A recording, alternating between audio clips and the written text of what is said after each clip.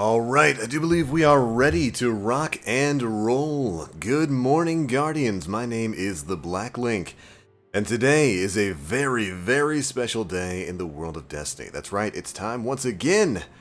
We have got ourselves a bit of a countdown until Bungie goes live. For those of you who do not know, Bungie is going live in just a little bit under an hour for the official reveal stream of the incoming Destiny 2 DLC expansion, Forsaken. They revealed the name of it yesterday, and today we're getting our first look at the incoming content towards the end of summer. You know what that means? Every time we've got Bungie going live, we go live as well and do a bit of a countdown live stream until they're ready to do things. So we're going to be playing a little bit of D2, getting ourselves primed and prepared for the, well, incoming faction rally. Yeah, that's definitely happening. Hades foul. Yeah, faction rally is coming on in. But additionally, we're also getting a big live stream, and I gotta say, I cannot wait. I wasn't expecting to learn really anything about the incoming DLC, really, until E3, which is next week. But Bungie decided to surprise us, hold things a little bit early this time around, so we're ready to rock and roll with it. In the meantime, I'm going to be finishing up some milestones on my Titan. I've still got my clan XP, my call to arms, my heroic strikes. We'll get all that nonsense out of the way. And hopefully by the time that's done, Bungie will be ready to go live. They usually start up their sound check live stream, or the sound check portion of their live stream, like maybe 15 minutes beforehand. Oh, what is it today? Brawler and Glass, come on, man. Ugh, Glass, I'm not a fan of that modifier. We can deal with it. We'll deal with it. Yo, how you guys doing today? How fitting is the name Forsaken when Bungie will move on past Destiny and give the IP to Activision? That is the rumor right now. Not sure if that's true, though. Because they retain, when it comes to rights to Destiny, they actually... Activision doesn't own any of the rights to Destiny. They own the publishing rights, so they're the sole publisher right now. But the IP still belongs to Bungie. We don't know what's going to go on with that. Yeah, oh, Marcus, what's up, man? Yep, I will be live casting the Bungie live stream because we're years into this game and they still refuse to ever host their live stream on YouTube. So like the YouTube crowd never gets a chance to see it. So we'll be hosting it right here. I'll be giving my thoughts and ideas on it as it goes on. TBL, how do you manage to only have 6% of call to arms? Because I played one match of PvP this week on my Titan. And that was enough for me.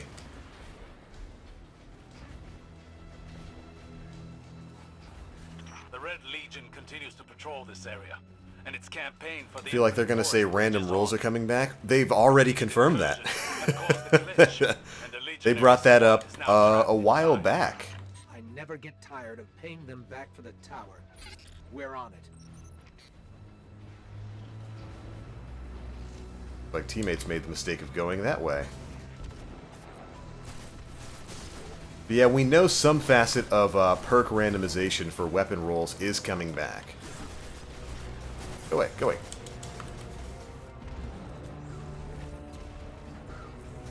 Probably going to have a lot of people coming in who are on YouTube looking to see if they can find the Bungie stream, so be nice to the new viewers.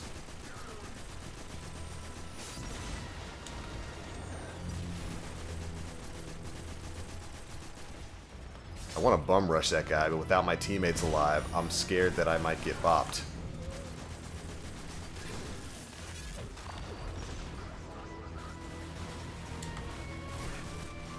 Especially with glass on. Ugh, it's such a dumb modifier.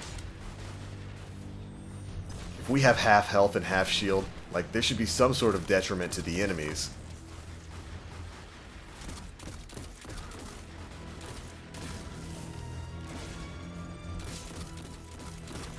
He died. Again. Oh, this is going to be a long strike. TBL, which would be the bigger announcement for you? Random weapon rolls or the D1 weapon system back? Here's the thing. We might actually be getting both. Well, oh no! Yep, see, and there it goes.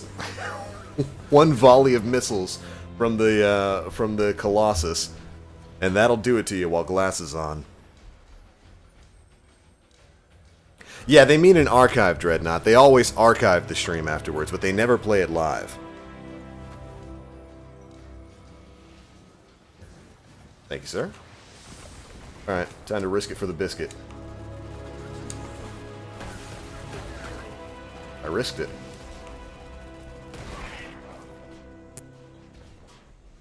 Hello. That's right, I know you're here. You can't hide from me. What the fuck? The geometric data I'm reading from this architect. What's up, man? Like Hey, what's good? How's it going? What you doing? Just running strikes. I had some milestones to finish up on my Titan, so I'm just doing that right now. You got an hour. Well, less than an hour. You got 45 minutes. All I've got is heroic strikes and call to arms. You sure you're gonna be able to get that done? Heroic strikes, yes. Call to arms, probably not.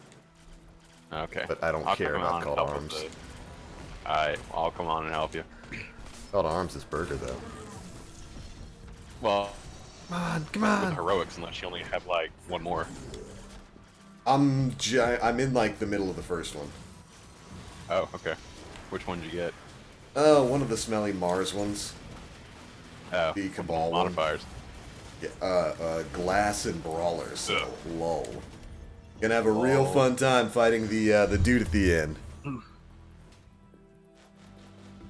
Gross. Leave me alone. Glass is a dumb modifier! TBL, are you gonna pledge yourself to the Edgelords? I don't have a choice! I have to!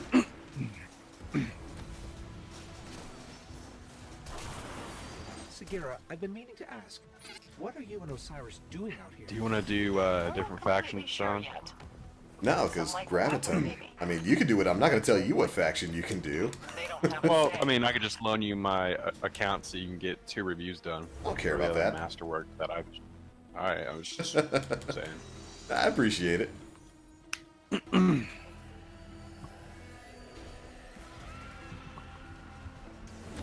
turn down Destiny volume. Yeah, to the person who was asking about what would I prefer to see, weapon perk randomization or random rolls. Yeah, thankfully I'm probably not going to have to choose between the two of those. They've already gone on record stating that they're looking at both. Like, we know some sort of perk randomization is coming to D2. But I'd argue that there's 2 parts of that problem that need to be solved. It's not just perk randomization that needs to happen. The perks that are already in the game need to become more interesting, because a lot of them are just kind of burger. Minimal. Minimal All right. advantage. They don't do like too much. I had a shield, but okay. What do you want to see from DLC 3? I think right now I'm probably most interested in seeing, yeah, you know what they're going to do with, like, the weapon system. Yo, Marcus, hit us up with the $1, goodbye, A's. You tried. I respect you for it.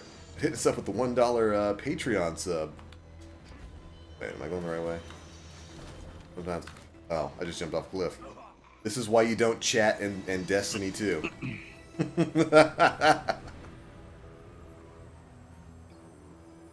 Faction Rally starts after stream? Correct. Faction Rally is going to be starting at Reset, which will be after Bungie streams. They're probably going to have like a 1-hour stream. That's usually about as long as things go for them, so it's probably going to... They'll probably be done at around 1 p.m. Eastern Time. Yo, chat. So you know that with faction rallies this time around... Oh, I was turned around. Or is that the entrance? Spooked. So you know with faction rallies this time around, you can only pledge to one. What faction are you guys going to be pledging to? A lot of people are going to go for Dead Orbit because the Graviton Lance ornament, or catalyst, is tied to that, and we know Graviton Lance is one of the best guns in the game right now.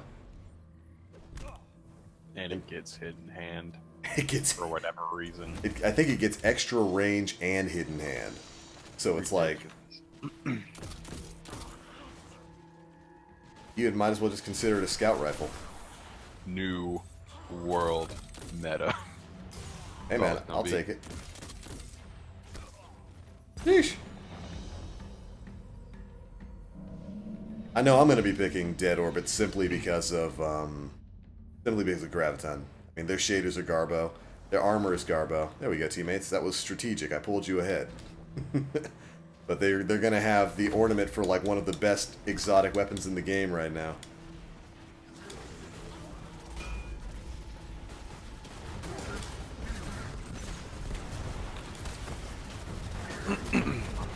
Oh, tap.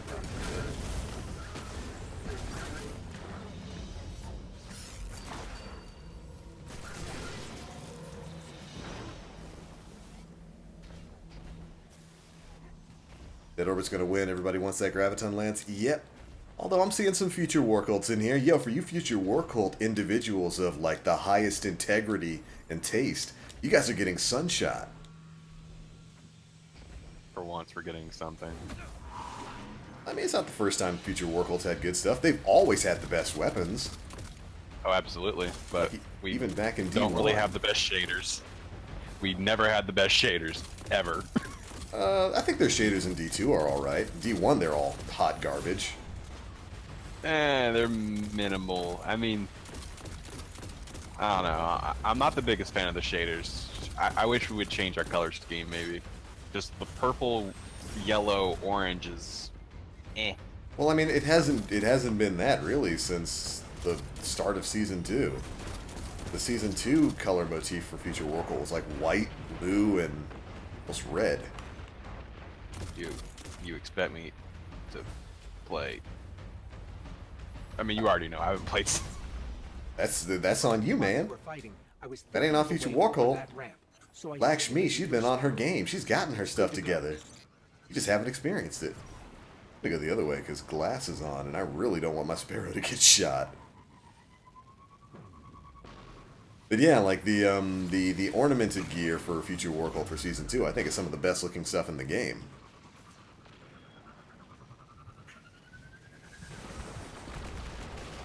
Excuse me. Thank you.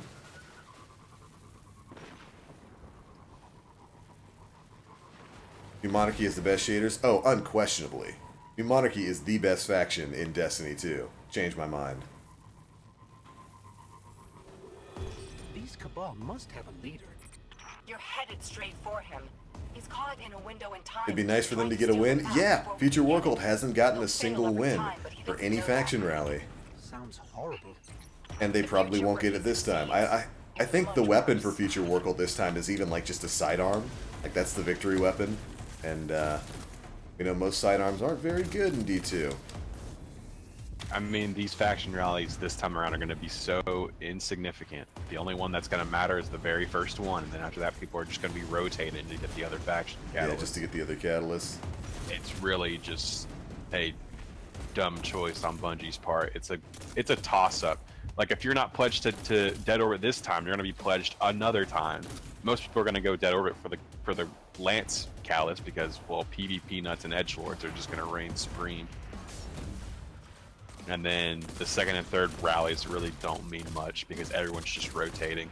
That's why account pledging is the worst choice. Yeah, I'm not the biggest fan of only being able to pledge to one faction per account now. I get it. They want your choice to matter. I think there are more ways to make your choice matter than removing options from players. Like, you want the choice to matter? Make it so that the most highly desired stuff, the stuff like the catalyst, the ornaments, drops at like extremely high ranks. So like level or rank 50 for the catalyst, rank 60 or 70 for the ornament. Make it so that it takes a lot of investment. Don't take away options from players. We've been able to triple pledge factions since D1. Alright, I am going to try to melting point this man. So, and hopefully not get bopped. Wait for it. Please be kind. Rewind.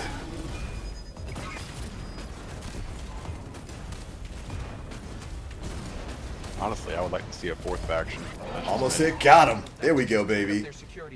Good teammates. What were you saying, John? Something like 7 Seraphs or something along those lines for like a 4th faction would be kind of nice. I'd love it if they finally went back to the 7 Seraphs. Oh, you know what? Technically they did. The Warmind weapons and whatnot. Activated more lasers. Oh yeah. It's hard not to admire the artistry. It's really We just not. got to make sure we don't die to Minotaurs here.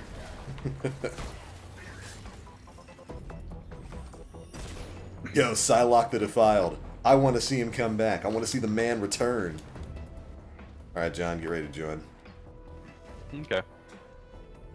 Osiris would send his When is the best, stream again? but It is in he's already been another exactly simulation. 44 minutes. 46 minutes, We actually. know the way out.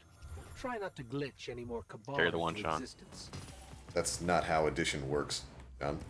36 minutes. 36. Oh, my clock's down by 10 minutes. Rip. What do you mean? Off by 10 minutes.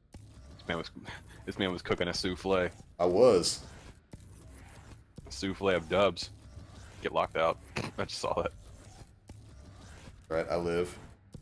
Hey man, if you're gonna charge it, shoot it. So you're really liking Zenith, huh?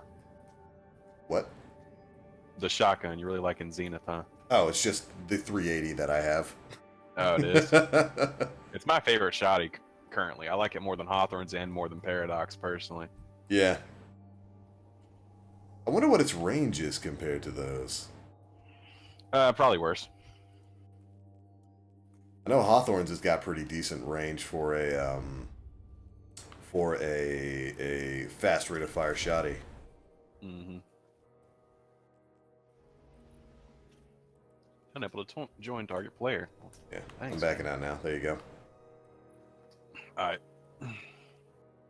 All this stuff in there. Time to speedrun. Gotta go fast. Gotta go fast. I mean, that it's previous crew was pretty good, man. They saw what I did when I melting pointed the boss, and they were like, "We got to do the thing." They all popped their super. Good man's. Good job. I got mine too, so we can double melting point whatever we Double fisted. I guess. Yes. I mean, it's probably gonna take them a while to start the stream. Probably gonna have like a countdown for like maybe 10, 15 minutes. 12:05. Yeah, they usually do about a 10, 15 minute sound check. Right. Oh man. No. The Banana? Yes. Hmm. I love this scout rifle. It's so stupidly good.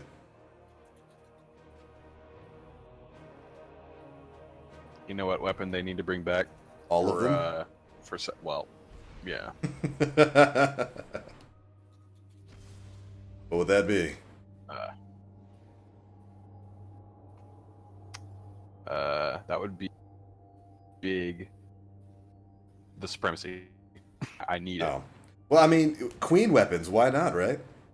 Yeah, I mean, I'm assuming that. benevolent Supremacy. Yeah, I'm assuming that with this new DLC, since we know it's taking place in the Reef, that teaser trailer that Bungie put out yesterday looks like that's the Prison of Elders, which would make sense given what Cade's been up to in the story. For those who don't know, if you listen to some of the audio files from the game, they mention that Cade has been hunting down marks, hunting down targets, and putting them in the Prison of Elders.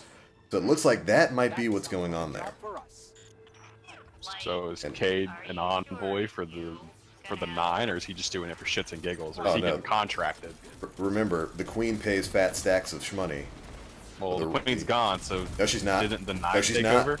No, she's not. I mean, she's not technically gone, but who's in charge right now? Aldrin? Probably Petra still. Okay, so Petra's contracting Cade to hunt down Mans. Yeah, we know that he's hunting down marks, putting them in the prison. Untouchable just skipped half of this. Man. Okay, Greeny, I respect that play. Oh, what This did man he just looped around. Oh, just jumped over? Yeah, he just What a jumped lord. over. That's great. It's actually kind of huge. Hold on, there's something I want to try. Do I need to come back? No.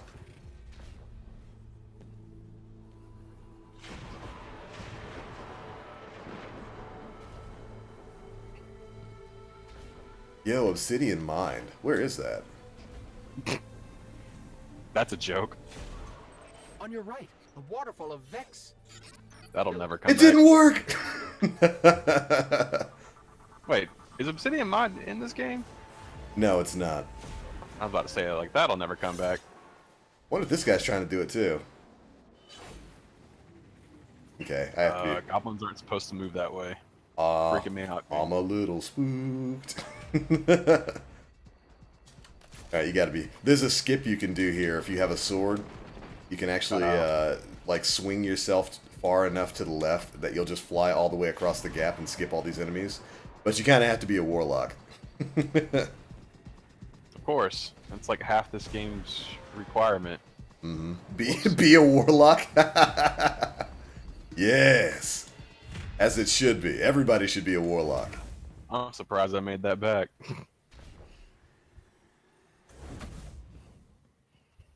Yo, Hey, Jason. do you actually want to play the game? Good. You should want to play the game. Jason says, had steak for lunch, testosterone levels are high. Dude, good. Maximize testosterone. This man's going to be lifting everything in sight. Oh, a barrier. This planet loves I had an early barriers. lunch as well. Zavala, I think big. they're trying to contain Carne the Red asada Legion. tacos. Carne asada. It's big. Tasty. I like this guy. He's using Prometheus lens. That's right. Cross the streams! He's a man. This is a man of culture.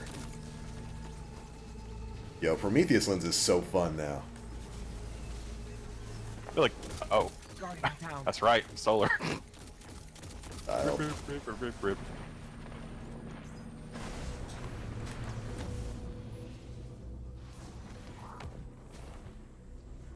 Yo, Smiley Gamer, what's up, man? So I assume after the stream you're gonna be swamped. Oh, yeah. Okay. I mean, I kind of figured. I was just like, Why, man, what you trying to do? Friendly query. I don't know. What have you done to attract such Milestones, hostile maybe, species but to my planet? Trying to get, I trying to understand make you're probably gonna games. be swamped. Probably. I Yeah. mean, I'm trying to get to 385. Yeah, we might actually be able to hit 385 this week. You hiding little dick. The absolute camping gladiators. Don't get bopped, Hey, one John. shot. Yeah, one shot? because glass is on. Oh, okay. Oh, hey. Oh, oh. Yo, Astrocyte Verse, aka the prettiest, most useless I'll exotic. challenge him. That's right. Appreciate it. Yo, dude, I miss all LMGs. The one from Wrath of the Machine. The what was that called? Ether or something? Ex Machina. No, that was the sniper. No, that was the sniper. That was the no, that well, it wasn't the deluge. It had the same model though. It had the same model as the day. Glass. Get wasted. I mean, I stopped for a second to think, and that's what I get. You thought.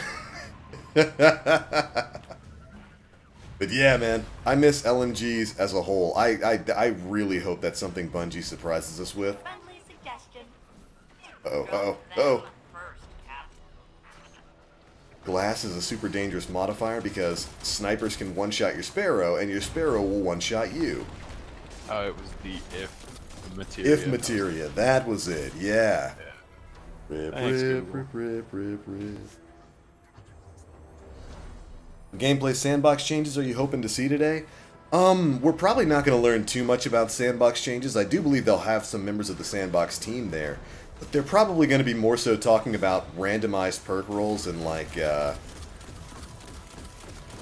weapon slot changes. That'll probably be one of the big things from the stream. Keep an eye out for weapon slot changes.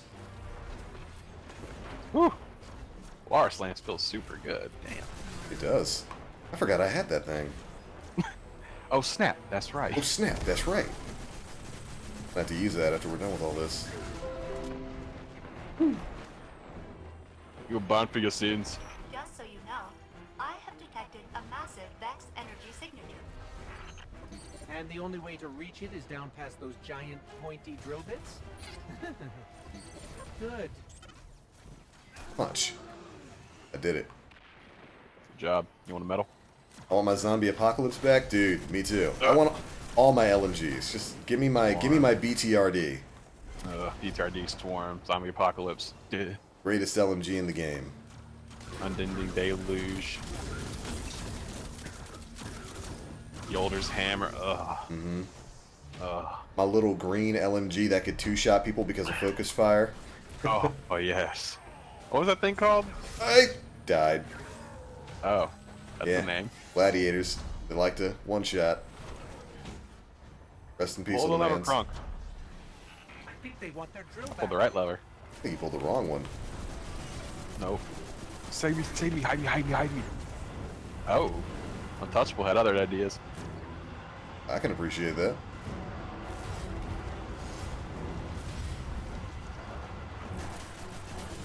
Smelly war beast. No, get out! Go away! Scare little doggos? Yes, absolutely. Why? Because it's glass. ain't gonna one-shot you. It's going two-shot you, though. Yeah, that's fine. That's As long not as we fun. living. As long as we live. Yo, That's- corrective it's measure okay. with the 100-round magazine was Yeah. incredible. Duh. Watch out, Sean, you got a gladiator on you. He did. Oh, punch him. Bitch. Properly believe. I think it's It lined was. up, right? Oh. Aldrin friends with the Vex? Yeah, Aldrin went and made friends with the Vex. Friendship with Fallen canceled. The Vex are my best friends now. I like how this thing lights up too when you get crits. It's kind of nice. Oh, the Polaris? The lamp. Yeah, it's nice.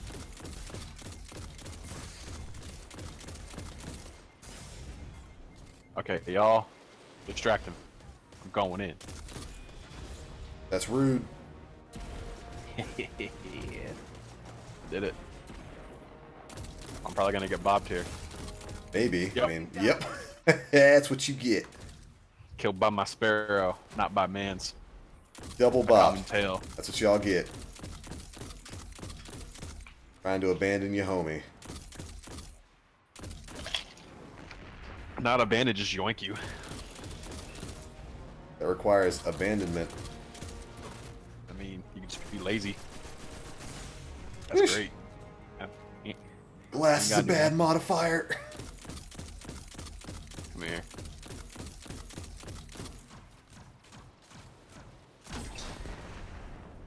Why'd it spawn him up there and you back there? I have no clue. Racism. Because Bungie. Man, y'all left all these mans here. Of course! 2 down, 1 to go. Yo, Abaddon and Nova Mortis. Good stuff, Oh. remove trap card. The Thunderlord clones. But the Thunder clones that we were supposed to get in Taken King, but didn't get until, like, Age of Triumph. That's so bad. Yeah, you can't just go showing stuff off in, like, your, Bruh. Guardian bopped. down. And smells. But you can't just go showing stuff off in your trailers and then, like, not putting it in the game for another year and a half. Absolutely disgraceful. I mean, they gotta stretch content, man. Because they Guess can't so. make it. Yo, Yeah, of course, Nice I mean- Dragon hitting us up with the YouTube Super Chat donation. Thanks so much for that, man. Please check my questions. You got put the question in the Super Chat donation. That way I don't have to scroll to find it. Just repost it because, like, you're buried underneath hundreds of questions. Oh, well, I guess I'll save my smack for phase 2. Oh, he Ow. hurts. Yeah, Nice Dragon, just repost your question. It's a little buried right now.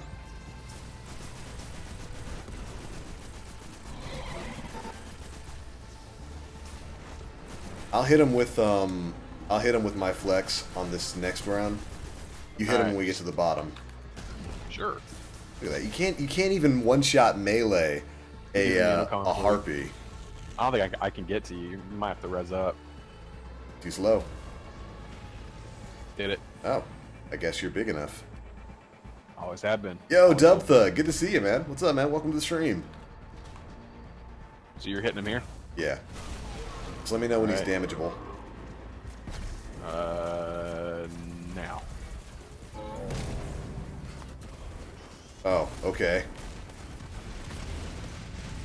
This is why glass is a bad modifier. He's leaving. I think. You want to know what killed me there, John?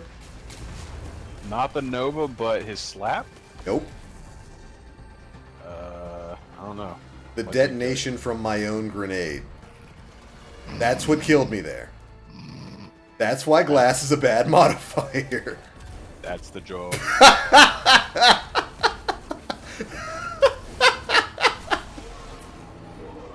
Want to know what killed me there? What? The crunch from my The knees. ball will probably kill you. The fall will probably kill you. Hammer up, and I missed. Why? I That's formed alright, his just hit him body. with the flex. I'm mad. I literally punched air. Like, come on, bro. Zavala, modular Ashang live says, control. it's always made my skin itch when I hear people refer to heavy machine guns as light machine guns. Blame Call of Duty. Did you repost your question, Nice Dragon? Ball scientists can take a Because plunge it's buried underneath tons of messages. I couldn't find it. as they rocked open the planet and that mine came crawling out. Golden Age computer. Yo, core yeah, Dub data. Thug. Just running the rest of some of my weekly milestones before the Bungie live stream in about 20 minutes. I filed an after-action report complete with 433 tactical notes. I win. So, yeah, Xerxes C. That was the green 2-shot LMG. If you could get focus fire on it. I used to whip it out every now and again just for memes. That was the greatest 2-tap. Mm-hmm. Just ploop ploop done, ploop ploop done.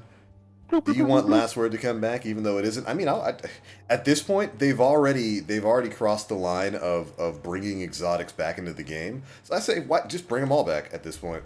There's no reason not to. There's some that they definitely won't, like Yallarhorn. We can't even have tracking on most rocket launchers in D2. There's no way they're bringing back a tracking, proximity detonating, multi-missile rocket like Yallarhorn. If they do, it's Absolutely going to be not. like year 3. I mean, Yallarhorn in year 3 was still good. Yeah, but they're going to like bring it back when the game's almost like done with. They don't have to worry about balancing it. I mean, Warcliff's probably going to outdamage it still, unless they bring it back at like year 1 strength from D1, which will probably never happen. But a man can dream. Can you explain why people refer to heavy machine guns as light machine guns? I was a gunner in the Marines. We never called them light machine guns. Because they're not light. Like, I think the lightest of heavy machine guns is like 25, 30 pounds, not counting the belt-fed ammunition to it, which is in and of its own heavyweight.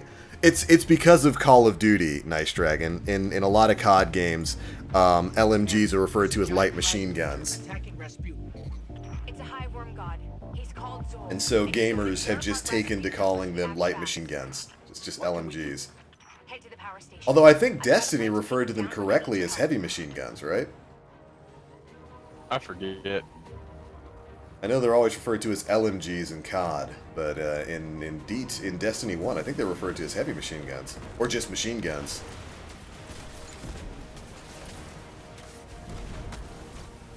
Guardian down. Bruh. I hate my life. Yeah, you go carrying a machine gun on a 20-mile hike with all the other with the ammunition and all the other things that Marines and like infantry have to carry. You call that light. This is what, Nokris? Or is this Zal? Zal. Ooh, this will be fun. I really wish they'd use the correct nomenclature. Yeah, I know. It's like when people mix up magazine and clip.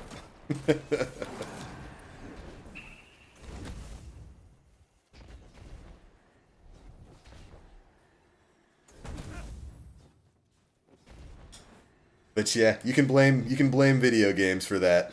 Nice dragon. Yo, I am Khan. I love that name. Please tell me that's a Star Trek reference. How did you get your sparrow in here? No. Not allowed. You're not supposed to have sparrows in here, sir. Sir. That's right. Damn. You can't have a sparrow in here. But I am Khan. Hit us up with the 199 YouTube Super Chat donation. Says, do you want to see the last word return? Yes. Very much. Dude, last word was one of my favorite hand cannons. Probably my favorite hand cannon outside of Thorn in Year 1. I love the aesthetics and the feel of the last word. I love that we had like a real gunslinger type weapon. Ugh. I hate glass. Nah, man, it's the best modifier.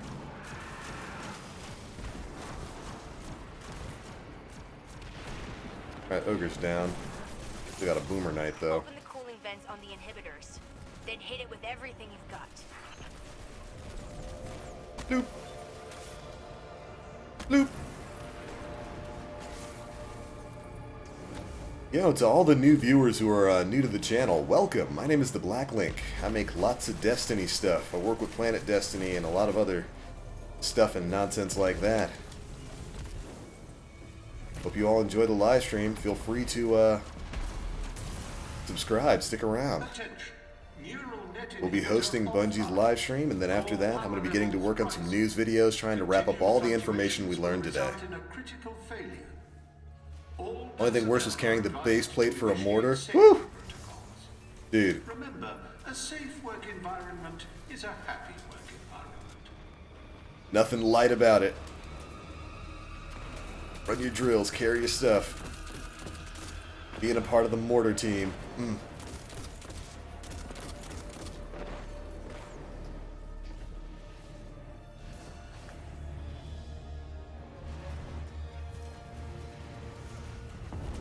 Sheesh. I'll walk in. Clapped. Absolute. Take advantage of this brawler. That nose Deal is negligible damage to most I need a enemies. closer look.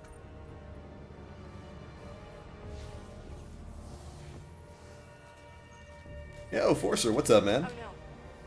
With the inhibitor offline, the neural network is going crazy. I'll try to stabilize it. Defend the area. Yo, I would be super surprised if we ever saw Hawkmoon come back. Oh, it's a cursor off. Later. Like, with the amount of RNG and, like, bonus damage that Hawkmoon could do, I'm pretty sure Bungie's afraid of that weapon. Probably afraid of a lot of the D1 exotics. We'll see, though. Got it. Neural net is online and ready. Now for the inhibitor. Yo, to all the was new that? subs, welcome. Yo, Chili Will hitting us up with the YouTube Super Chat donation, says, TBL worst Twitch, I'm kinda triggered. The inhibitor vent is open.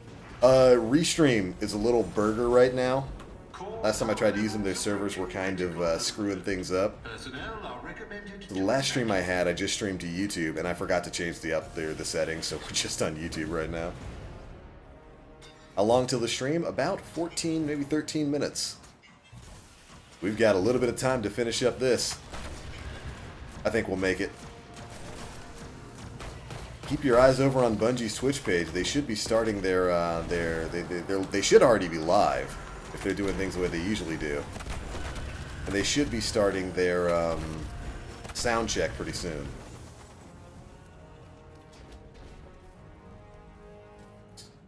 Let's see if I can find my sleeper.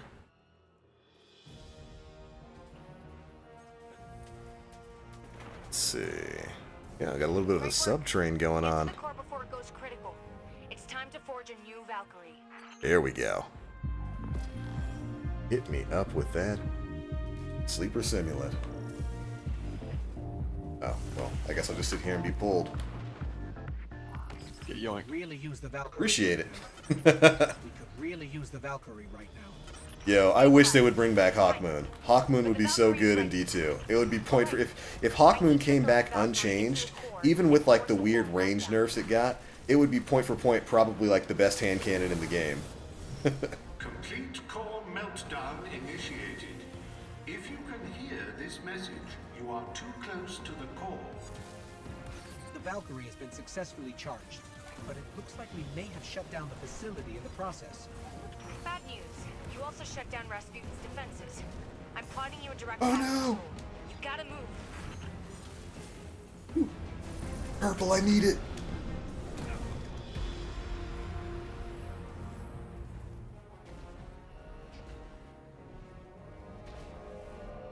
Horser says, in the army they're called LMGs because new recruits always think they're easy to use. Who thinks a machine gun is easy to use? Even when you've got that thing plopped on the ground with a bipod. Don't jiggle your shoulder until you can't feel feelings anymore.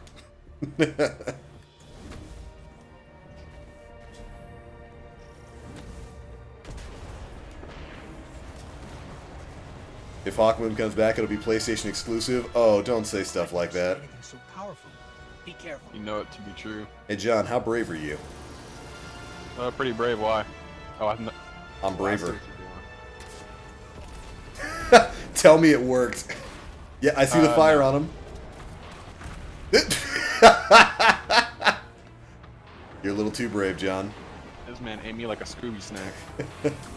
I think you are a Scooby snack. Hey, dude. Shish! See, looking like a snack. This hunter's I tried to like, back up. what are these burgers doing? Where's my res? You're in the sky. I'm about to get eat. Bruh, you just res me into that. Come on, son. I can't control what Zal does. Man, that's like I'm playing year one trials. Get rezzed, get snacked on, get rezzed again. I'm padding Zol's KD right now. Come on, bruh. Looking like a snack. I am. I'm looking Sheesh. like a snack. Don't get bodied, John. I did. This hunter is like, oh my. This hunter's sitting there like, oh my god. Glass is an interactive modifier. Yeah, are they actually live on YouTube? They're doing it for once. Wow, Bungie, I'm proud of you. Finally, actually using that studio of yours. September update, PlayStation exclusive. Oh no. Search your feelings. So You powerful. know You know it to be true. Be careful. Alright, Zol. Take Dende. That did absolutely nothing. Oh.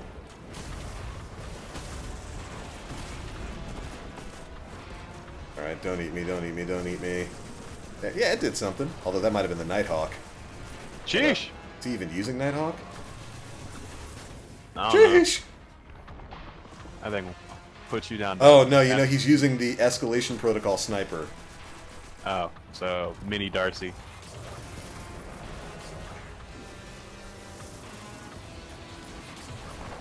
Darcy with less steps. Alright, he's got to be going to mid. Yeah. Yo, that's- Forsaken's live. Awesome. As soon as we finish this, we will be moving things over to the Bungie stream. Just give everybody a heads up for how we're going to do things when Bungie goes live. I will be hosting their live stream here. I'm going to try to keep quiet through most of it. I hate to distract people from what Bungie's doing and saying. But I will pop in intermittently and give my thoughts and ideas on what's going on. Rip. Goodbye, smelly worm. Way to go, Guardian. I'll catch you! Goodbye, Sean. Couldn't have done it without Oh. you, Anna. Guardian We Rip. make a pretty good team, if I do say so. Need to stop myself. hugging worms, John.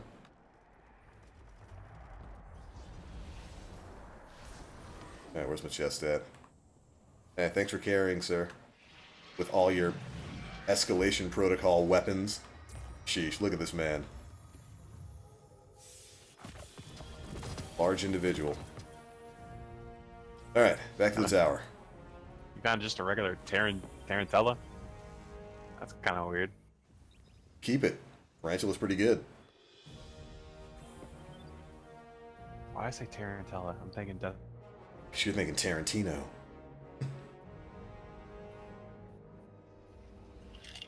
Are you guys wet? I'd say I'm moist. I'll tell you whether or not I'm actually wet after Bungie finishes their stream. Dry as a desert. I'll tell you that much. 8 minutes, 30 seconds. Let's go. So we're going to head back to the tower. I'm going to go ahead and turn in all my stuff. Get my my stuff from Javala. Then we are going to hop over to the Bungie stream. Start things off there. You think Queenbreaker's Bow, Dreg's Potato, and Lord of Wolves could return? At this point, I think any of the exotics except the extreme outliers like Yallarhorn could probably come back.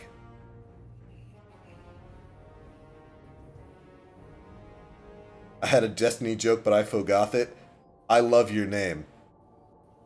Yo, dude, if they announce today as part of their live stream, like in addition to the expansion coming out, in about 3 months, if they announced a Destiny 1 PC remaster, I would lose my mind. Day one purchase. Day one purchase. Like, oh my god, that would be perfect because it would keep me busy for summer, and then like at the end of summer, new D2 expansion. I would be all over it. You know what? I would be at full mast. Completely, just full mast. Anchors away. Set sail. That's right. Can't stop it.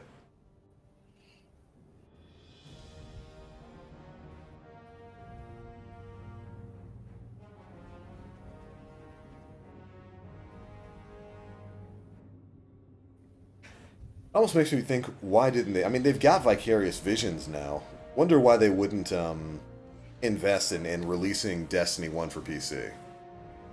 Because they know it would probably cut into their D2 player base. It's the whole COD situation. When you remaster an old COD, you're splitting your player base up. But player base doesn't matter as much as sales to these companies. Yeah. But still, I mean, you're splitting up your player base, which means less people on your new game. That's true. Less people to develop for. Less sales because people are playing your other game. Probably don't want to play your new game because they like the old game better, or something along those lines. So something like COD 4. Strife. Yo, D2 Pocket Infinity, please. Technically, that's the Merciless. Yep. 77 Requiem? Okay. I'd shove that into Vigilance Wing or something. But alright, we have got about 5 minutes before Bungie goes live. So we are going to go ahead and call it quits on the D2 stream for right now. But don't worry, you don't have to go anywhere. You can, of course, head over to Bungie's official channels. Apparently, they're streaming on YouTube right now, which is good, finally. I'm glad they're not ignoring their YouTube audience. You can head over to youtube.com. I do believe their channel is just called Bungie, although they have multiple. They have, like, Bungie and Destiny the game. Not sure which channel they're actually streaming on, but you can head over there, or you can stay right here. We will be hosting the live stream on this channel, giving our thoughts on what we're learning today from Bungie and the big things going on over there. But for right now, we're going to go ahead and call things quits on the Destiny 2 stream, which means we're going to be stopping for just a second. You guys are going to see a wait screen for a little bit. I think I can do this without ending the live stream. Then we've just got a few minutes before we get to see what Forsaken is all about. So, alright. Give me 1 second. Everybody say bye to the golden red Titan. Bye, everybody. Or pillow. There we go. Let me bring up Bungie's stream page. Yeah, so John, what are you looking forward to when it comes to this? What are you looking to see? Are you asking for, like, my realistic hopes, or just anything I want? Your realistic hopes. Oh, well. Never mind. Why never mind? Because I have no realistic hopes. Oh. Sad. Because anything that's realistic is, like, not fun. And you want it to be big? Yeah, like, for one, I want, in my non-realistic hopes, I want Bubble to come back to full strength, so we have equal power. Absolutely. Equal power to Warlocks, because Warlocks right now are running everything. So I want Bubble, I want Weapons of Blessing back. That would make that would give Sentinel Titan a niche, or not even a niche, a mainstay inside of PvE when compared to the two classes that are running PvE right now and PvP, Striker and Sunbreaker. Like, if Bubble came back, PvE would be extremely like versatile in which Titan subclass you would be playing in certain situations, encounters, etc. And you know, that's such a weird choice from Bungie to bring back Bubble, which I was happy to see Bubble come back as kind of a modified version of Sentinel Shield, but then to not add any of the utility for it. There's no armor of light, there's no weapons of light. Bubble's still super useful for like just negating most damage while you're standing in it. But the fact that there's no exotic that gives that utility back, that's super weird to me. Like, super weird. Also, I want skill trees to be interchangeable. I don't want to see this whole section. You have to pick one section over the other. Those paths are just streamlined. They're not as expressive for the player. It's not a good system. It was an really unnecessary simplification, whereas before, in D1, you could pick and choose the perks that you wanted from the different trees, and they streamlined it. You're absolutely right in D2 to make it, well, it was part of the casualization of the game, and I think that was a mistake. I would like to have more freedom. Could you imagine having Devour on, like, the Cataclysm build? Yeah, it'd be great. Like, get rid of the whole grenade charging thing, since that eats your super energy, and just put Devour on it. Yeah. But, it's the same thing with, like, Bubble, because I think Bubble right now, I think it does give you some sort of, like, native armor of light buff, but the fact that you can't customize it with, like, weapons and stuff like that is... There should have been an exotic, at the very least, that tied into that, outside of Helm of Saint 14. Or they could have just added that perk to Helm of Saint 14. I feel like they should add like a selectable skill node to like blessing weapons, or armor's just kind of natural. Even if it was something as simple as making it so that both the top and bottom tree could pop Bubble, but the top tree gives you like straight armor, the bottom tree gives you weapons. Even if it were something simple like that. You think they're too scared to add in blessing? Probably. Dude, they're scared to add in weapons, although they shouldn't be with all the other buffs. By the way, 15 seconds, everybody. In 15 seconds, we're going to be shutting the hell up and watching what Bungie has. So sorry to cut you off there, John, but I just didn't want to talk over what's coming. But anyways, 3, 2, 1, enjoy.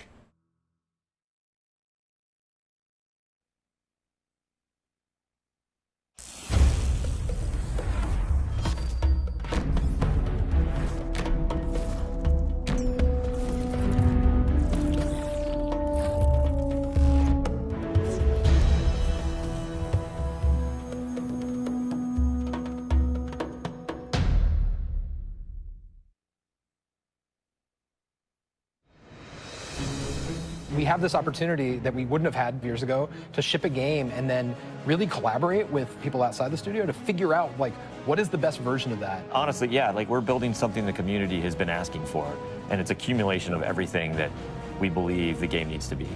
The upside to that is we're not holding anything back. All the feedback we've heard for the last year is, this is it, it's in Forsaken.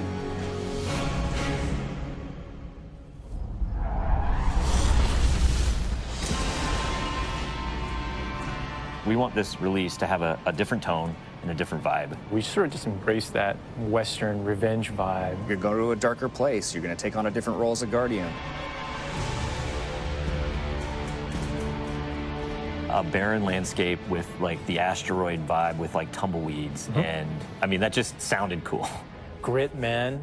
Want to bring the dirt back. But what better way to start a story than to start it with a prison break? Right. Cade's been filling this prison with bad guys that are really bad. And so when it breaks, things can happen to all the world.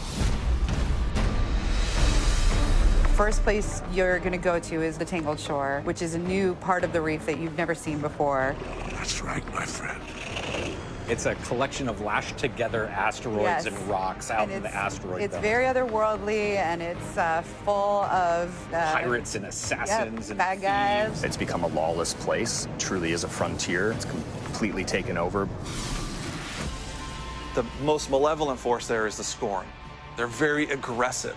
They're always going to charge and push you. The Barons are the top dogs in the scorn, and each one has gone back and like committed nefarious crimes. I think of it as the reverse Magnificent Seven, like the worst of the worst criminals. You are hunting down these different Barons. In fact, they're called Baron hunts. So one Baron is a sniper, and you have a sniper versus sniper battle with him. Another Baron is this big, giant, hulking melee character.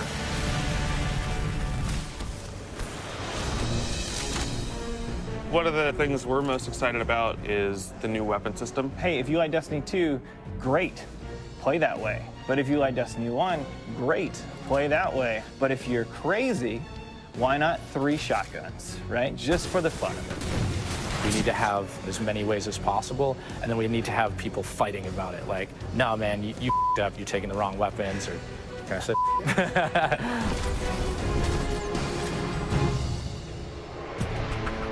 So randomals are coming back. Every single weapon is going to feel different when it drops.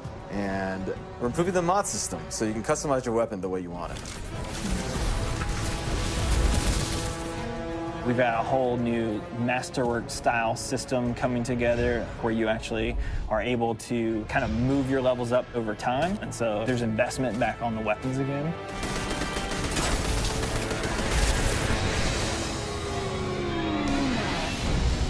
New supers, yeah, crazy new supers. What's your favorite? Fire knives are awesome, which is a different take on Golden Gun. We took a lot of inspiration from Rise of Iron. Cast that thing. You got a huge hammer now, and you slam that thing down, and it sends out this fire in front of you that then creates a fire tornado.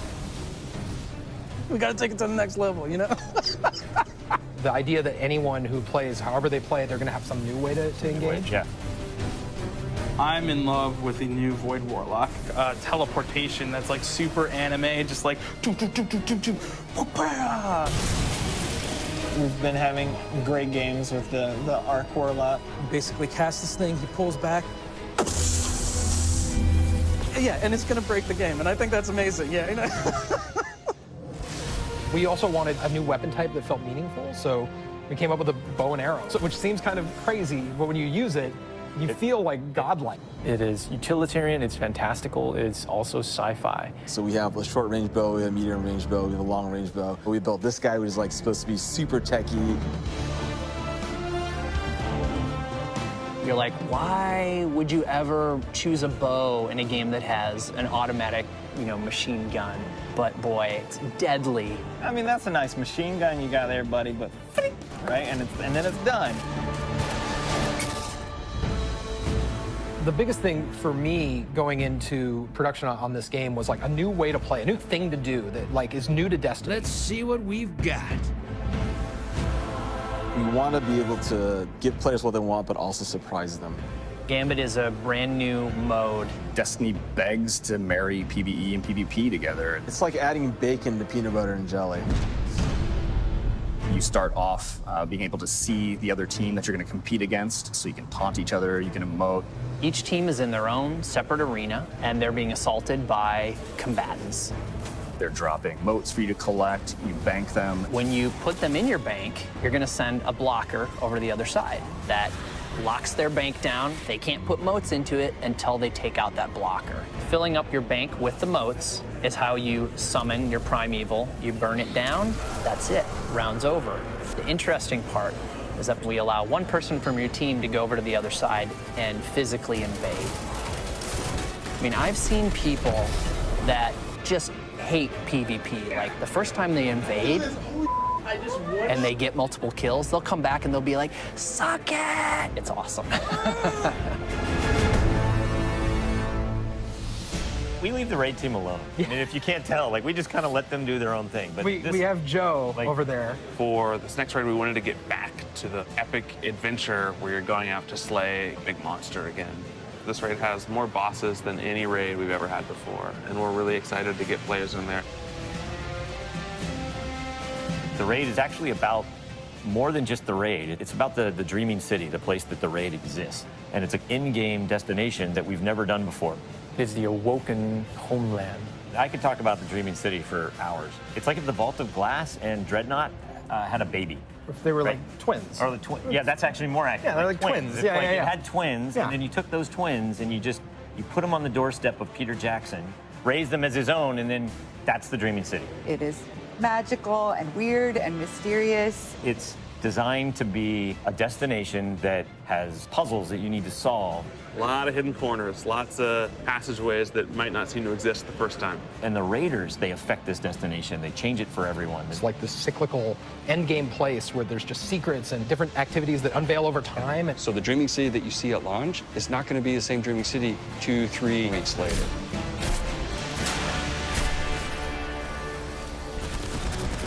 So with every design decision we've made for the Forsaken, like the first thing we ask is how will the community react to this? Players want their investment in Destiny to matter, and they want to be able to see that reflected in the content. We knew we wanted to do something for the collectors in our game, so we built a feature called the Collections. It's a way for you to track all the items that you can go out and acquire. There's so much gear in our game. There are 2,000 items you can get. Go get them. You can look at sets and you can say, I haven't filled out this set. What do I have to do to go get it? If I want to find like how many guns in the world, I can actually go look now. We also had a triumphs thing, which is just acknowledging your achievement. It like ties into records, it ties into lore. It's a thing that can help you drive like, hey, I want to do that. And if I do those things, I can get a title. Like I can have a title floating over my name that says that I'm a god or whatever. Not me, like you. We want Forsaken to feel like a game that never ends. So we're going to reinforce the hobby and make the experience something that can be played night over night. We're changing the weapon slots. We're changing how the pursuits work. We're adding new features like the collections and the triumphs. We built Gambit. We've got a whole bunch of new weapons to chase, exotics that are really powerful. We have Lisa focusing on some sweet new exotic armor. Maybe we gone overboard, like dialed it too high. Ore to go out there and collect in the world, exotic armor pieces to go out there and hunt. We're working on armor perks, random rolls, new mod system, new subclass paths. We're making Forsaken for people who love Destiny. Making a game that we can all love. That is the goal. That's what we're going to constantly be pushing towards, always. Everything we're building is through that lens.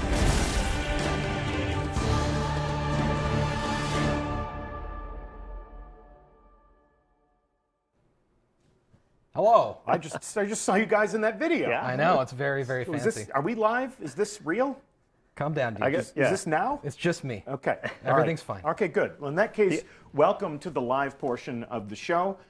That was obviously a Bungie Vidoc so that we could reveal Destiny 2 Forsaken, a major expansion to the game that we've been playing since last September. And this September, we're going to have all new ways to play and collect and evolve and do awesome stuff. Yeah. So it's my pleasure to introduce you to my two fellow co-hosts, two developers who have been leading our team in the development of this new adventure.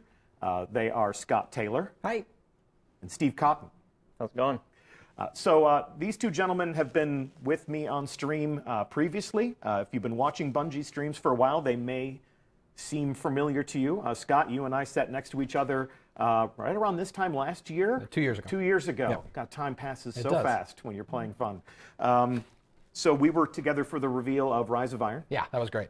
And Steve, you and I traveled all the way to Germany by way of 2 planes and 4 trains. 18 trains 18 and trains, yeah. But you were on stream for the first time that we ever revealed private matches and playing in Rise of Iron. So welcome back. Thank you. Thank you. For people who might not be familiar with you, for people who might not know what you do here, talk to me about what you do at Bungie and what your contribution to Forsaken has been. Right, so I am the Forsaken project lead. My primary job is controlling Steve. When I'm not doing that, we work with a lot of awesome people, the leads of the game, to make sure that Forsaken ships and is everything that we want it to be. So that's kind of what I do. Do you concur? Are you under control? Well, I prefer loose cannon, I guess. Maybe. No, Okay. he keeps me under control. Yeah. He's Step good. into analysis. Step into. Look at that, it worked. It worked. It's the Westworld. So what's your role on Forsaken? Oh yeah. You know, in a game, any game, but a game like Destiny especially, somebody kind of has to try to keep the whole game in their head so that we're making all the right decisions for what's best for the game. So I guess that's what I do, and you know, set high level direction and goals for the teams. But mostly, I think, I just listened to a bunch of great ideas and not a lot. Yeah. Okay. Yeah, and we, enabling so many different disciplines, so many different teams to work on this game, and we got to meet a lot of those teams and a lot of those people in the Vidoc. Narrative designers, sandbox designers, mission designers, activity designers. Yep. So it's all coming together all over again under your direction. So we're grateful for it. What have been your overall goals? What have been your super objectives in the leadership and guidance of all these teams working together? So we had 2 goals with the Forsaken, Scott and I. The first was to kick off the game with a brand new story. One that had a new tone and a new style, one that we're both really, really excited about. Yeah. You saw a little bit of it in the Vidoc, but just a little bit. We're not going to talk about that much today. I think we want to leave that for a little bit later. But the other goal was that we wanted to reinforce the Destiny hobby.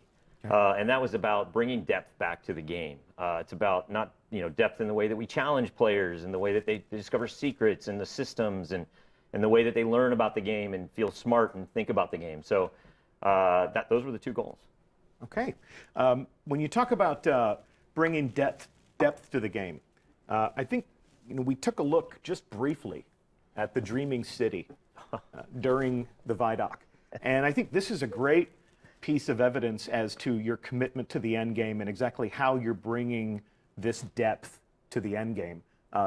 And I love the statement that this is the first time that we've ever built a destination to serve as the home to the end game, a place where all of those things can live. Yeah, so I don't want to spoil the surprise here, because that's what the Dreaming City is about, about being a surprise. But it is a destination built to have some of the most difficult challenges and the deepest secrets.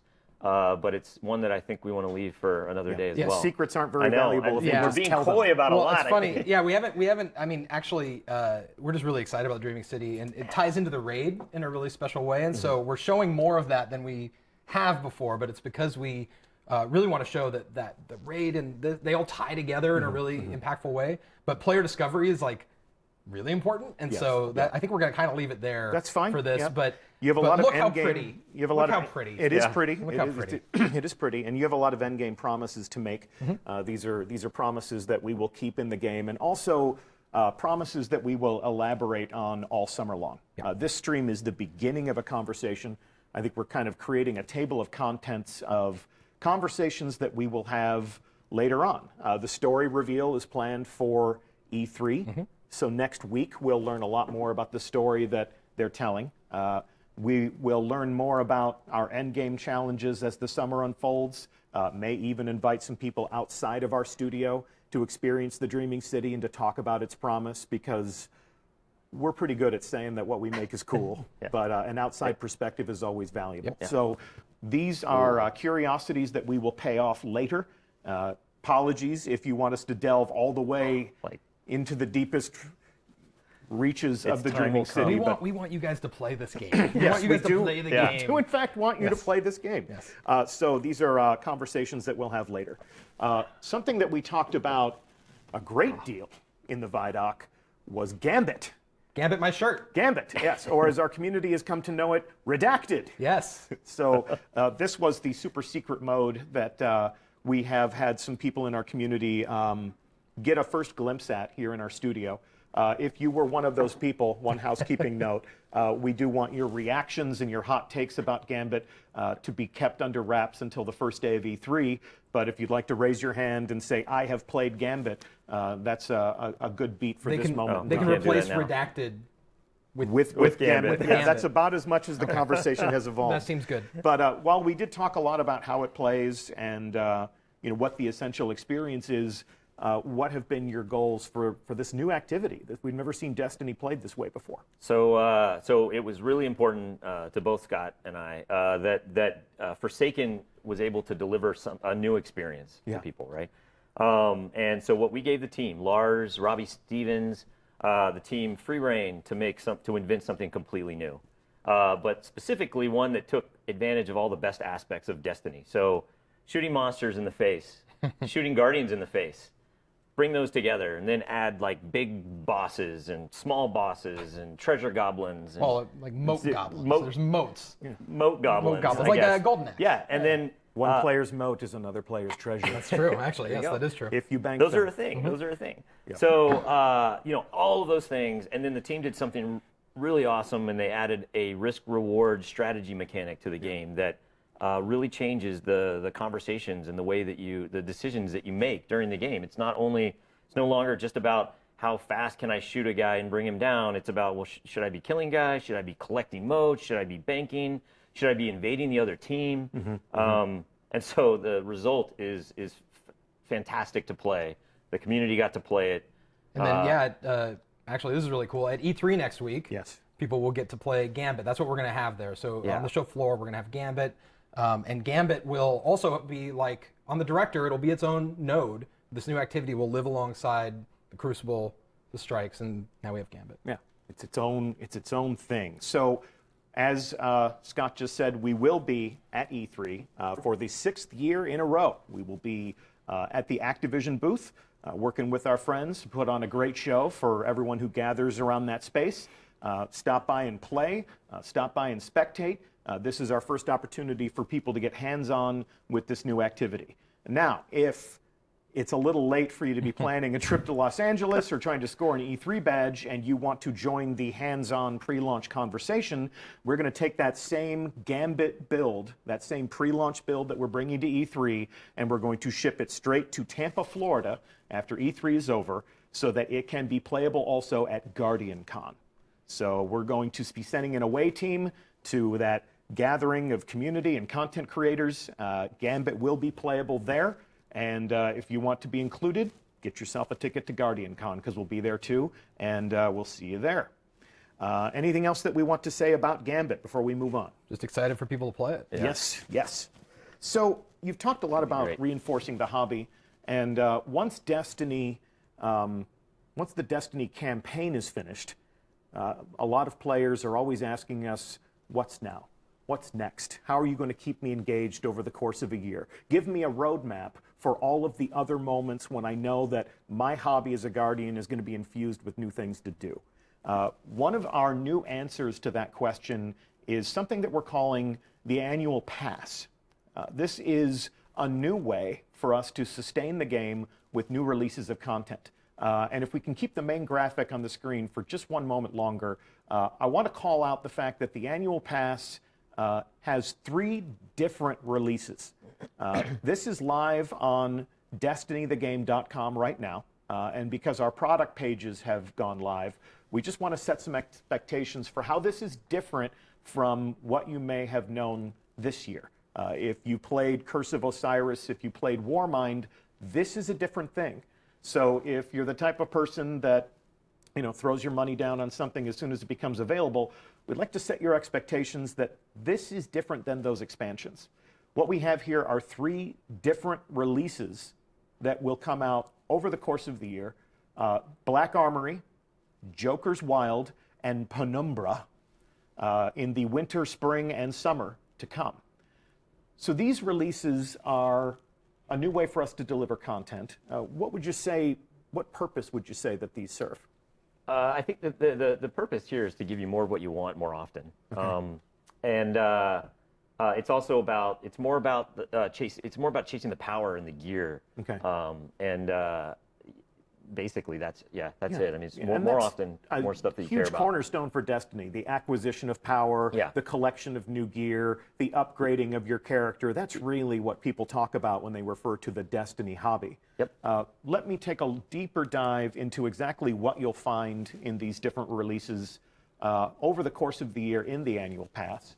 And if we can give people a read on this, here is what, across these 3 different releases, you can find in your annual pass. Endgame challenges, obviously new things to collect, new and returning exotics, new pinnacle activities, deeply challenging things to really test your skill and your teamwork, new triumph records to collect, and we'll take a look at exactly how that'll unfold in the game, and new lore to discover and collect in the game using new tools and features that we'll be delivering to every player.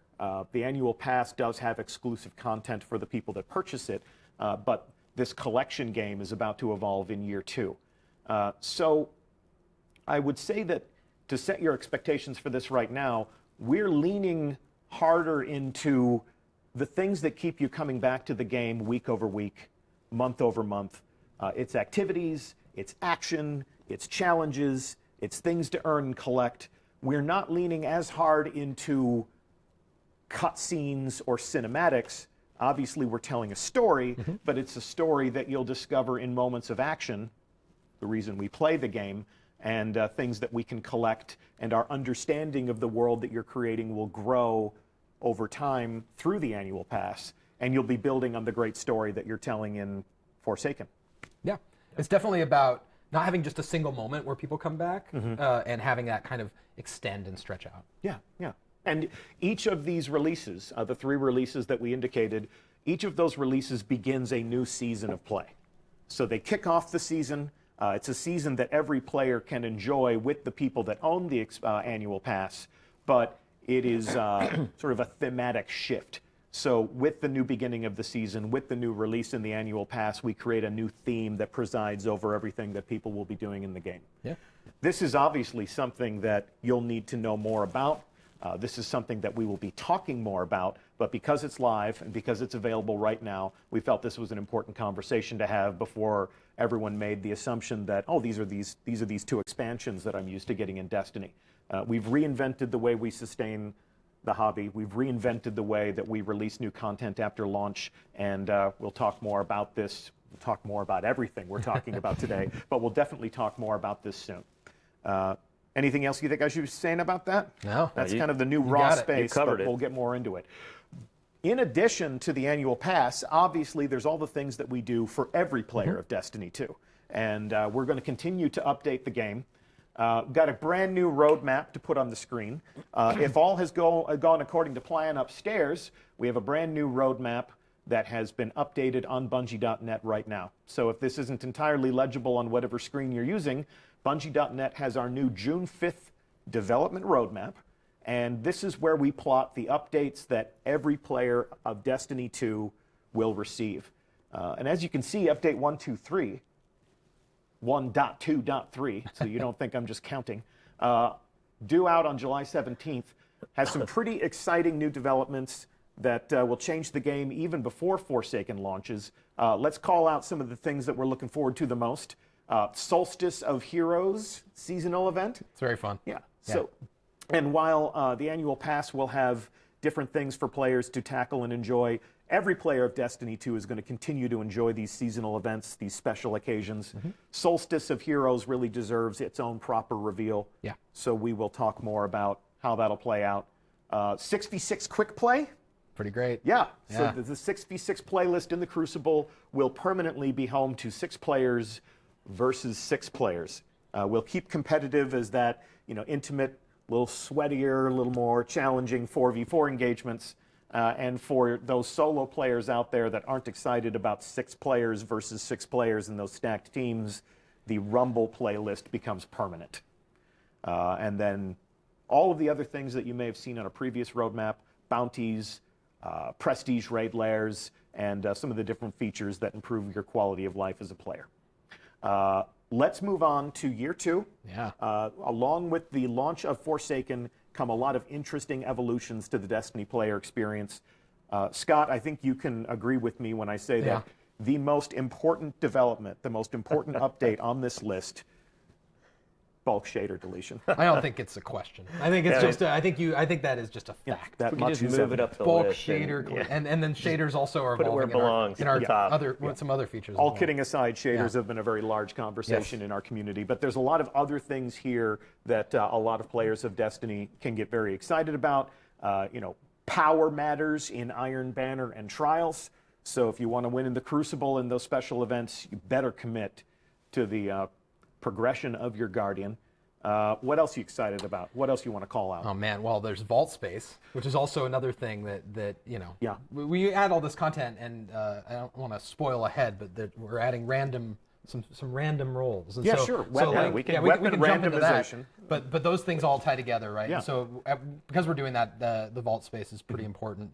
We'll take a look at gear collection and in-game triumph in just a minute, but it's Yeah. important to call out that while collecting gear and keeping it in a menu that's sort of like your accomplishments, weapon randomization, or more affectionately known as random rolls, that is something that is coming back. Let's just say it again. Yeah, they're testing it upstairs right now. It's coming back. We're bringing it in. Yeah, it's gonna be good. What's your goal for that as a game director? Yeah, the goal for random rolls is just to get to make earning gear more exciting to players, to personalize their chase for weapons and armor, and to like really get add that depth that we were talking about before to a system that they can now kind of learn and dig into and try to figure out. Yeah, I'm loving this recurring theme of depth. Yeah. Every drop has the potential to be exciting, to be something new. And then when you get those weapons, how do we arrange them on our character? The weapon slot changes are something that are in development. We've seen that in playtest. Oh yeah, and yes. Actually, do you want to talk about how it works? Then I can. Sure, like weapon slots. Weapon slots are really exciting. I mean, all those all those things on that list are exciting. The weapon slots, especially, because the weapon slots are really about like giving you more control over your playstyle. So for me, it's about getting my fusion rifle back. Sure. That's just that's my priority. But for everyone else, I think it's different, right? And so now you have more control over which weapons you can put in those first 2 slots. You can still roll your 2 hand cannons if you want. Or you can roll 3 shotguns, Deej, if that's. I do enjoy shotguns. Yeah, but it changes the way that you think about the weapons that exist today, because it's going to like force you to move things around in a way that's really interesting, and then it changes the way you think about ammo and the way that it works. And so I'm really excited for people to play the weapon slots at E3. Yeah, and so yes, like Steve said. Sorry, stole your thunder there. Whatever. Yeah, spoiler. I didn't control him. Yes. He was next there to me. you go. You're a Yeah, loose cannon. You're a loose cannon. I was keeping my mouth shut for a failed little at while my on purpose. objective. No, so at E3 we said we're going to play Gambit. That means we're also going to be able to play test the new thing. So if you want a sniper in your primary, you want to play the bow, like we're going to have those things as part of that Gambit experience. And an E3 test build, is usually it's in development. It's not the full game. It's not the finished product. Yeah. We usually deploy a limited inventory for use there, so it won't be the full realization of how the new weapon slot changes will work, but it'll give people a sense of how we're changing combat with access to different types of weapons for different opportunities. And like you said, you're going to let people play the way they want. Yeah, and those are all going to be Forsaken weapons too. So it'll be new cool stuff that people get to see in the different slots. Yep. And I did say that Destiny won't necessarily become Rocket Launcher the game, or was that just a fever dream from a rehearsal that we had prior to the stream? You said the fever dream. Did I say that live? Is this now? No, this is now. Is this now? Okay. Yeah, so there's all sorts of other conversations that we'll need to have about ammunition and balance and all of those things. So this will be a long conversation throughout the course of the summer. Where are we going next? We called out on the roadmap that gear collections and in-game triumphs are something that we're bringing to every player of Destiny 2, and we caught a glimpse of that in the Vidoc. But just to reinforce the fact that it is in fact real, I would like to break net live to a build of the game. Can I say something? I would love for you to say something. So this is a build we propped from someone's machine. It's totally in development. We are going full transparent. You're going to see things, numbers, whatever. They are all like. They're not fake, but they're not real. They're not done. They're not done. We're back in Let's the just say Westworld. Like, what is it? So they're not done. And so when you see something that's a number on a screen or this is about, we're going to show you guys the bones, and I am not uncomfortable about this. This is going to be great. This is a look behind the curtain. This is a glimpse of something that is in fact in development. You can see our brave guardian named Bungie TV. This is a hunter that we have cobbled together for the purposes of this demonstration. This is obviously not my character because hunter, but what are you? I'm a warlock. I know. Have we met? I'm a warlock too. There you go. How you doing? Here you go. What are you, Steve? You guys can take Titan. You guys can take your warlock. Okay, so that's the end of the stream. No, I'm kidding. So if we take a look at the global navigation here on our user interface, across the top, the first thing you'll notice are some new feature tabs. The first that I'll call out are the triumphs. Yep. And if you can pay some special attention to some of the headers here, all of this is a work in progress. I want that placeholder medal. Yeah, you want that placeholder medal? Yeah, exactly. That's a hard one to get. Is it bad that I actually want it just because it's like glowy and yellow? But there's a lot of empty space that you can populate here. You talked during the Vidoc about some of the different badges and some of the different titles that you can display to commemorate your accomplishments. We're going to take a very high-level view of this, and everything that you're about to see is a work in progress. So you can screenshot this, you can speculate this, all the numbers will change. As you can see, we have Gambit-specific triumphs to collect and to lord over your friends. How you collect motes or the blockers, or you can see that we've broken this out into different categories. Again, there are not 0 of these things, but you can see that this is about creating many different levels of meaning and letting you gather these things together and categorize them in ways that make sense. So that's Gambit, and then across here you can see that, again, the numbers are meaningless right now. We are in development. Different triumphs for PvP. You'll be dispatched by the Vanguard, and then, of course, we are collecting in-game lore so that when we're telling stories that you discover and collect, even if there aren't cinematic cutscenes, which you have in the Forsaken campaign, of course, but throughout your hobby as a Guardian, there are going to be other things that you get to collect and add to this space. And really quickly, how that works is that you're going to find items in the game that tell a story, and then you can go and gather them and collect them and then read them in here. Wonderful. Yeah. Okay. You're going to find that story out of order too, right? Yeah, I mean, you're going to find. So you're going to find items out in the world, and you're going to open them, and it might be page 7 of the story, and you're going to piece it together throughout your travels of all the destinations. Like a well-armed anthropologist. So let's take a look at collections. A lot of people have, when they talked about Destiny, they're like, how many guns, how many exotics, where can I find that stuff, how do you get that stuff? This is going to be a great guide as you assemble your perfect arsenal. Again, we're going to leave a lot of this stuff for exploration at a later date, but just to show you how one of these categories works, we're going to take a look at the exotic arsenal. So you can see here that we have this grouped out by weapons and armor. So if I find something out in the world, if I buy something from Xur, if that fated engram pays off, this gets added to my collection.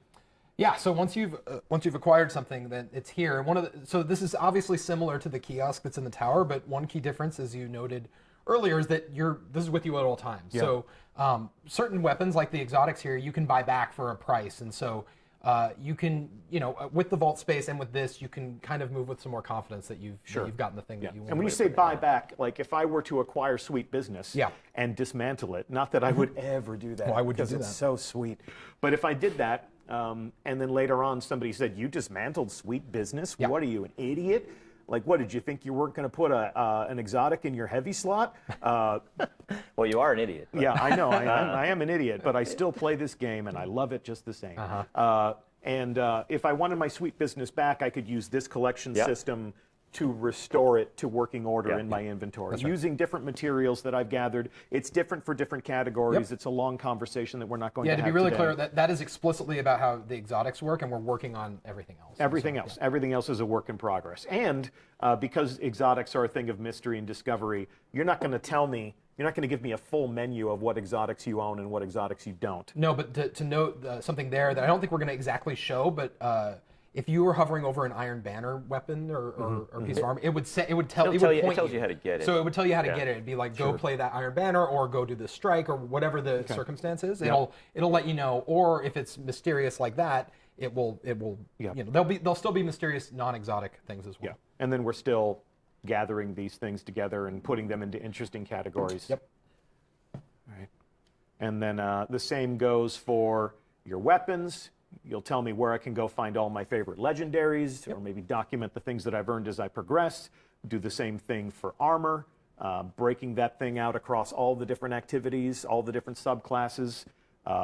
Collect all of your ghosts, all of your different bots, all of my ships, all of my sparrows, and flare, perhaps near and dear to everyone's heart. The flare, the things that you use to decorate your guardians. Here we have our emblems. Here we have our shaders. It's important to wear some flair. It's important to express yourself. You do want to express yourself, don't you, Steve? We really do require 15 pieces of flair in Destiny 2. Yes. Some people choose to wear more, and we encourage that. That's from a movie. It is. You have a case of the Mondays. I do have a bit of a case of the Mondays, even though it's Tuesday. But we can see that this is an opportunity for you to look upon all of your treasures. I don't know if these numbers are placeholder or if they are finished. Pardon our dust. Let's just assume they're all placeholder. Let's just assume that they're all placeholder. Yes. Let's play that is a fair assumption. And then, as we said over on the right, all of that's work in progress or even to be revealed. So we'll be filling in the raw space over here as we finish our work on these new features. Yeah. And what else would you want to say about this? Boy, I mean, like these are features available to everyone. Triumphs and collections are available to all the players of Destiny 2.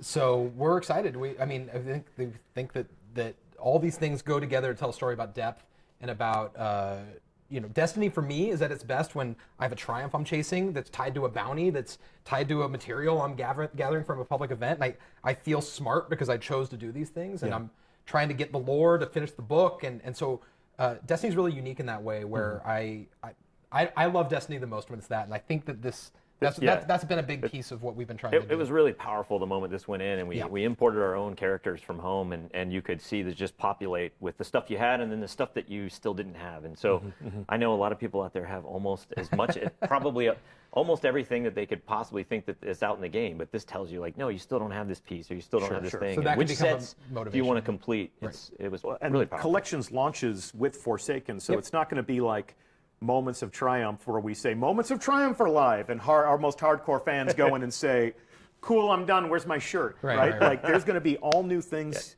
to gather in there. There are going to be all new things that you can go and do and collect, and the collections tab will be a great way for you to sort of plan your time, which is something that a lot of people in our community talk about. I want to plan my time. I want to play my game in the most profitable way possible. I mean, one thing we've talked about, back to the depth of the hobby and everything, is just the parallel pursuits that that players want to be on at the same time, whether it's the campaign or quests or we're adding bounties. And so this collections is just another aspect, another axis of, hey, I can be spending my time going and getting this thing while I'm getting a patrol and I'm hunting down an outlaw and I'm doing all of these things. Or the quest to delete shaders. It's going to be great. Cool, guys. It was almost the title. Well, I think that's all we're going to talk about today. And I know that we have created more questions than we've answered by design. That was the plan. We will be at E3. We will be updating our blog every week. We will be at GuardianCon. We'll be inviting other people to play this game and to offer their expert external opinions. This begins that old familiar summer cycle. If you are a Destiny fan, we're going to travel the world. We're going to talk to people wherever we can find them, and we're going to introduce them to Destiny 2 Forsaken. So we're so excited. Yeah. Thank you so much for tuning in. It's amazing. Yeah, thank you so much for watching. Thanks for coming with us on this journey. Thank you for playing. We'll see you at E3. Yeah. We'll see you at E3. Yeah. And you. And you and me and you and Lars and the rest of the people. Tej from HMS. Tej from Hawkmoon Studios, who's been a great partner. Oh my God, the it's been amazing. And they were like, hey, you want to work with Hawkmoon and go to San Diego every month? And I was like, I guess that's fine. Yeah, no, they've been amazing. They've been absolutely incredible. It's been really great. Well, we'll see them at E3 as well. Yeah. And if we see you at E3, definitely pull us aside and say hi. And if not, hopefully we'll see you at some point this summer. In closing, we're going to take another look at the Vidoc, but not in full. The team that made that Vidoc for us was given a challenge. We said, take everything that you're revealing, take everything that you're saying, take everything that our developers have said on camera, and compress it into 60 seconds. So let's see how they met that challenge with this. Hope you enjoyed the show. Check it out.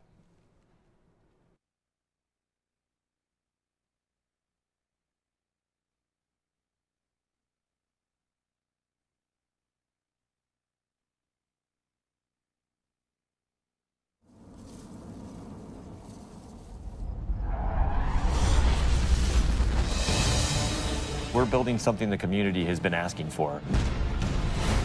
We want to be able to give players what they want, but also surprise them. We want this release to have a different tone and a different vibe. You're going to go to a darker place. You're going to take on a different role as a Guardian. We're changing the weapon slides. We're changing how the pursuits work. Gambit is a brand new mode. Armor perks, random rolls, new mod system, new subclass paths. We're making Forsaken for people who love Destiny. Making a game that we can all love. That is the goal. That's what we're going to constantly be pushing towards. Everything we're building is through that lens.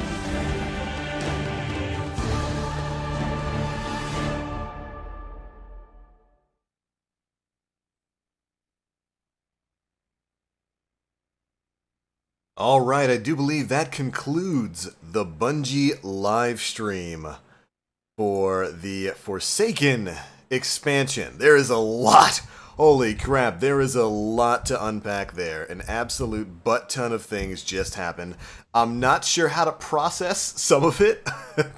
the original Vidoc they showed was a few minutes longer than what we just saw right there, and it covered a lot of things. We're getting new raid spaces. We're getting the weapon slot changes you were looking for. Instead of just bringing back the Destiny 1 weapon slots, they're giving you 3 different options. You can either stick with Destiny 2's burger weapon system of double primary and then a power weapon. You can go back to Destiny 1 where it's kinetic, special weapon, heavy weapon, or you can just run whatever setup you want. If you want to be an ape like John here, you can just run with 3 shotguns, 3 rocket launchers, 3 grenade launchers, or really whatever you want. All that's super cool. I think I'm going to start with some of the things I didn't like, and John, I'd like to get your opinion on this.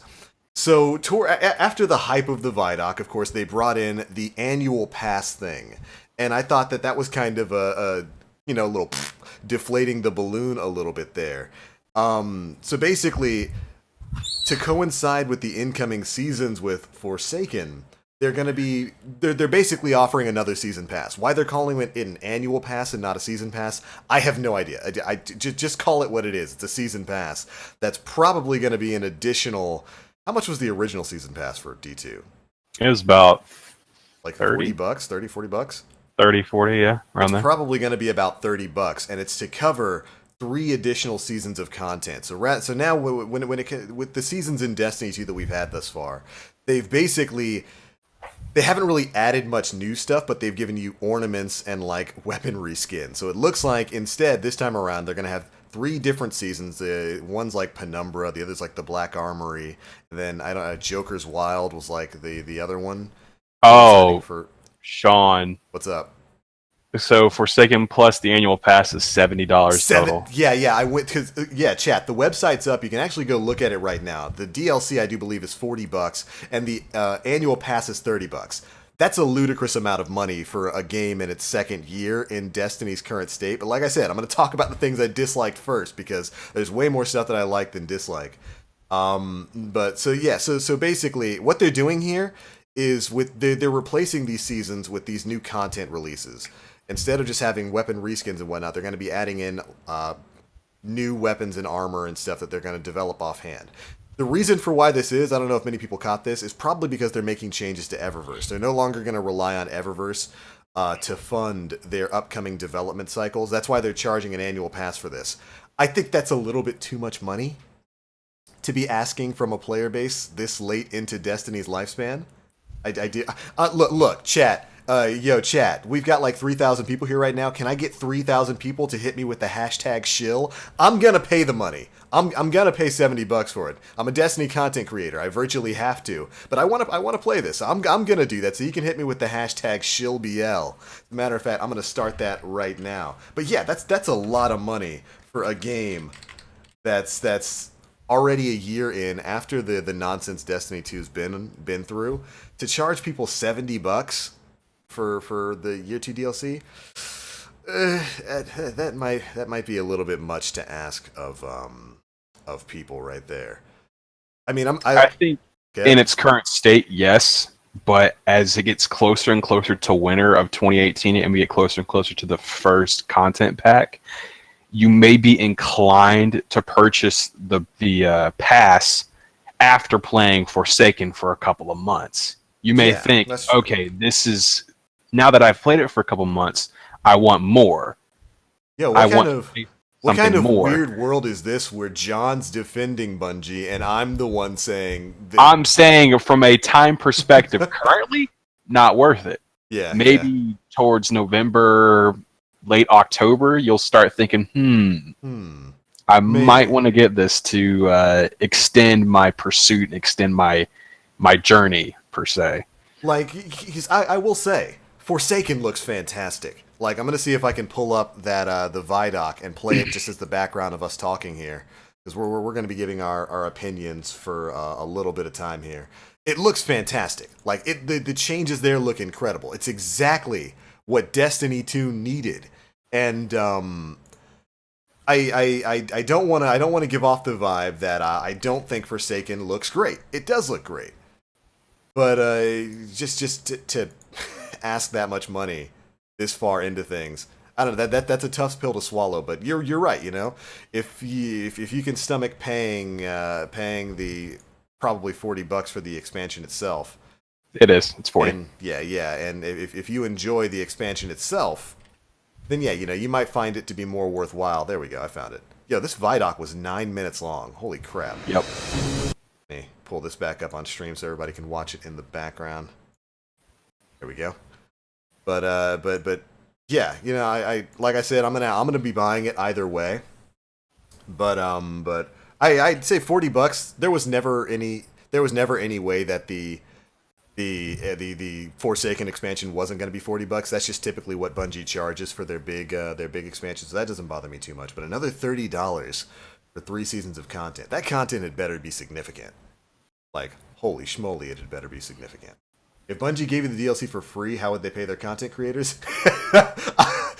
Vaughn, I wish Bungie paid me. Yo, I wish Bungie paid me for the amount of work and time I've put into the Destiny franchise for the past 4 years. Holy shit. I wish they paid me. But yeah, so that's probably the one thing that like I said, it's kind of like a fart deflating the balloon. That's probably the one thing I disliked about this stream. That's a lot of money to put into to ask players after the year of Destiny 2 that we've had thus far. It's a lot of money to ask players to put in. Let's talk about some of the things we do like.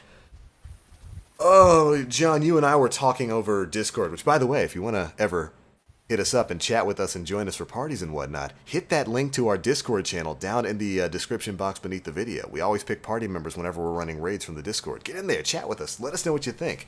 But we were chatting in the Discord about a lot of things. I think you're most excited. You are now fully wet when it comes to the raid stuff, right? I was dry as a desert, and I found a fucking oasis right in front of me, and it's just like moist, drenched, whatever you want to call it. It is just abundant. Dive right into it, huh? Abundant.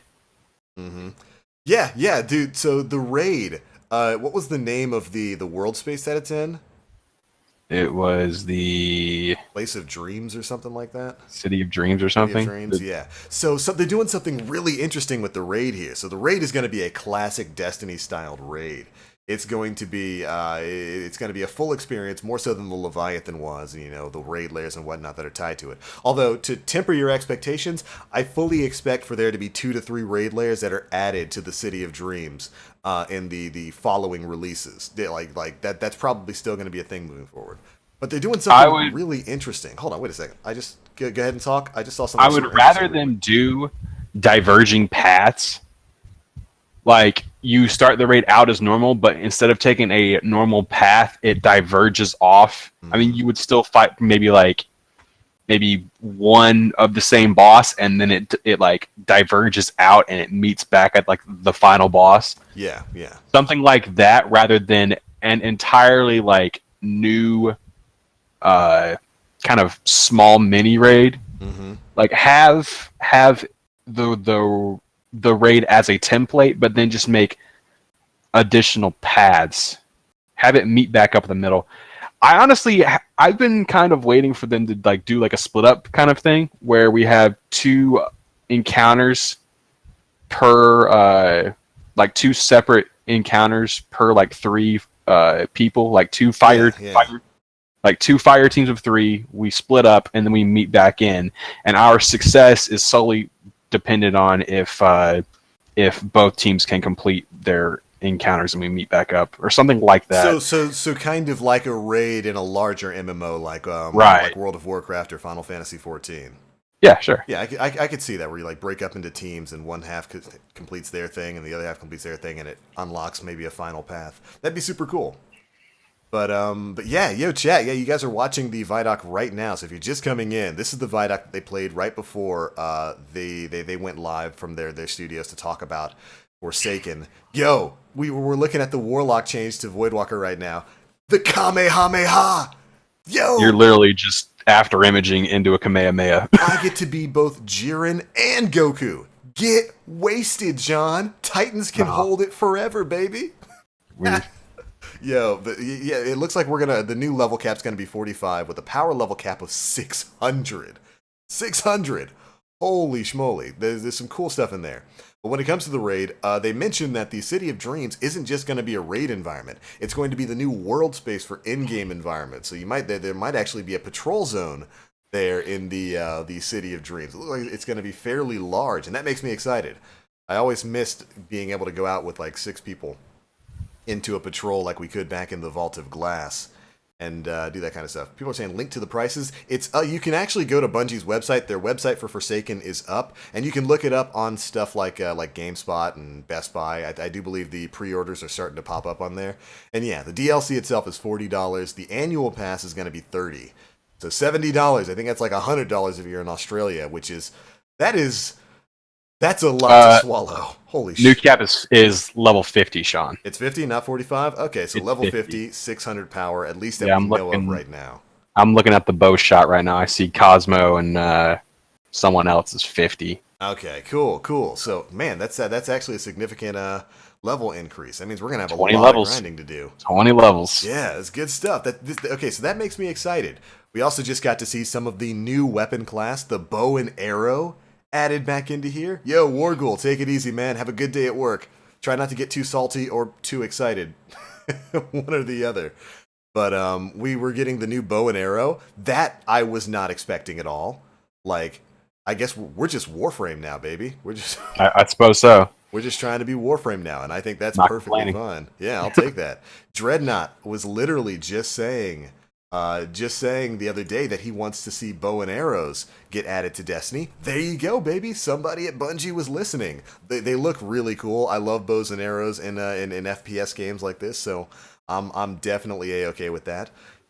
Correct me if I'm wrong, but did they say that there's 9 new supers? Apparently. So there's 3 new supers per class. Boy.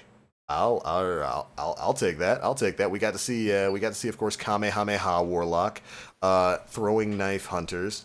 We got to see the new Hammer Bro Titan. I'm guessing that's going to be a new path on the Sunbreaker tree, where you just get a gigantic hammer and you get to slap things around with it. That looks pretty cool. Warlock's looking broken as always. Yo, Killmonger, you right. We got to see Archstriders able to use their staff to deflect projectiles. Yeah, that was interesting. That was like some Darth Maul type stuff. That was cool. Yo, was I crazy when I thought I saw Thorn in here somewhere?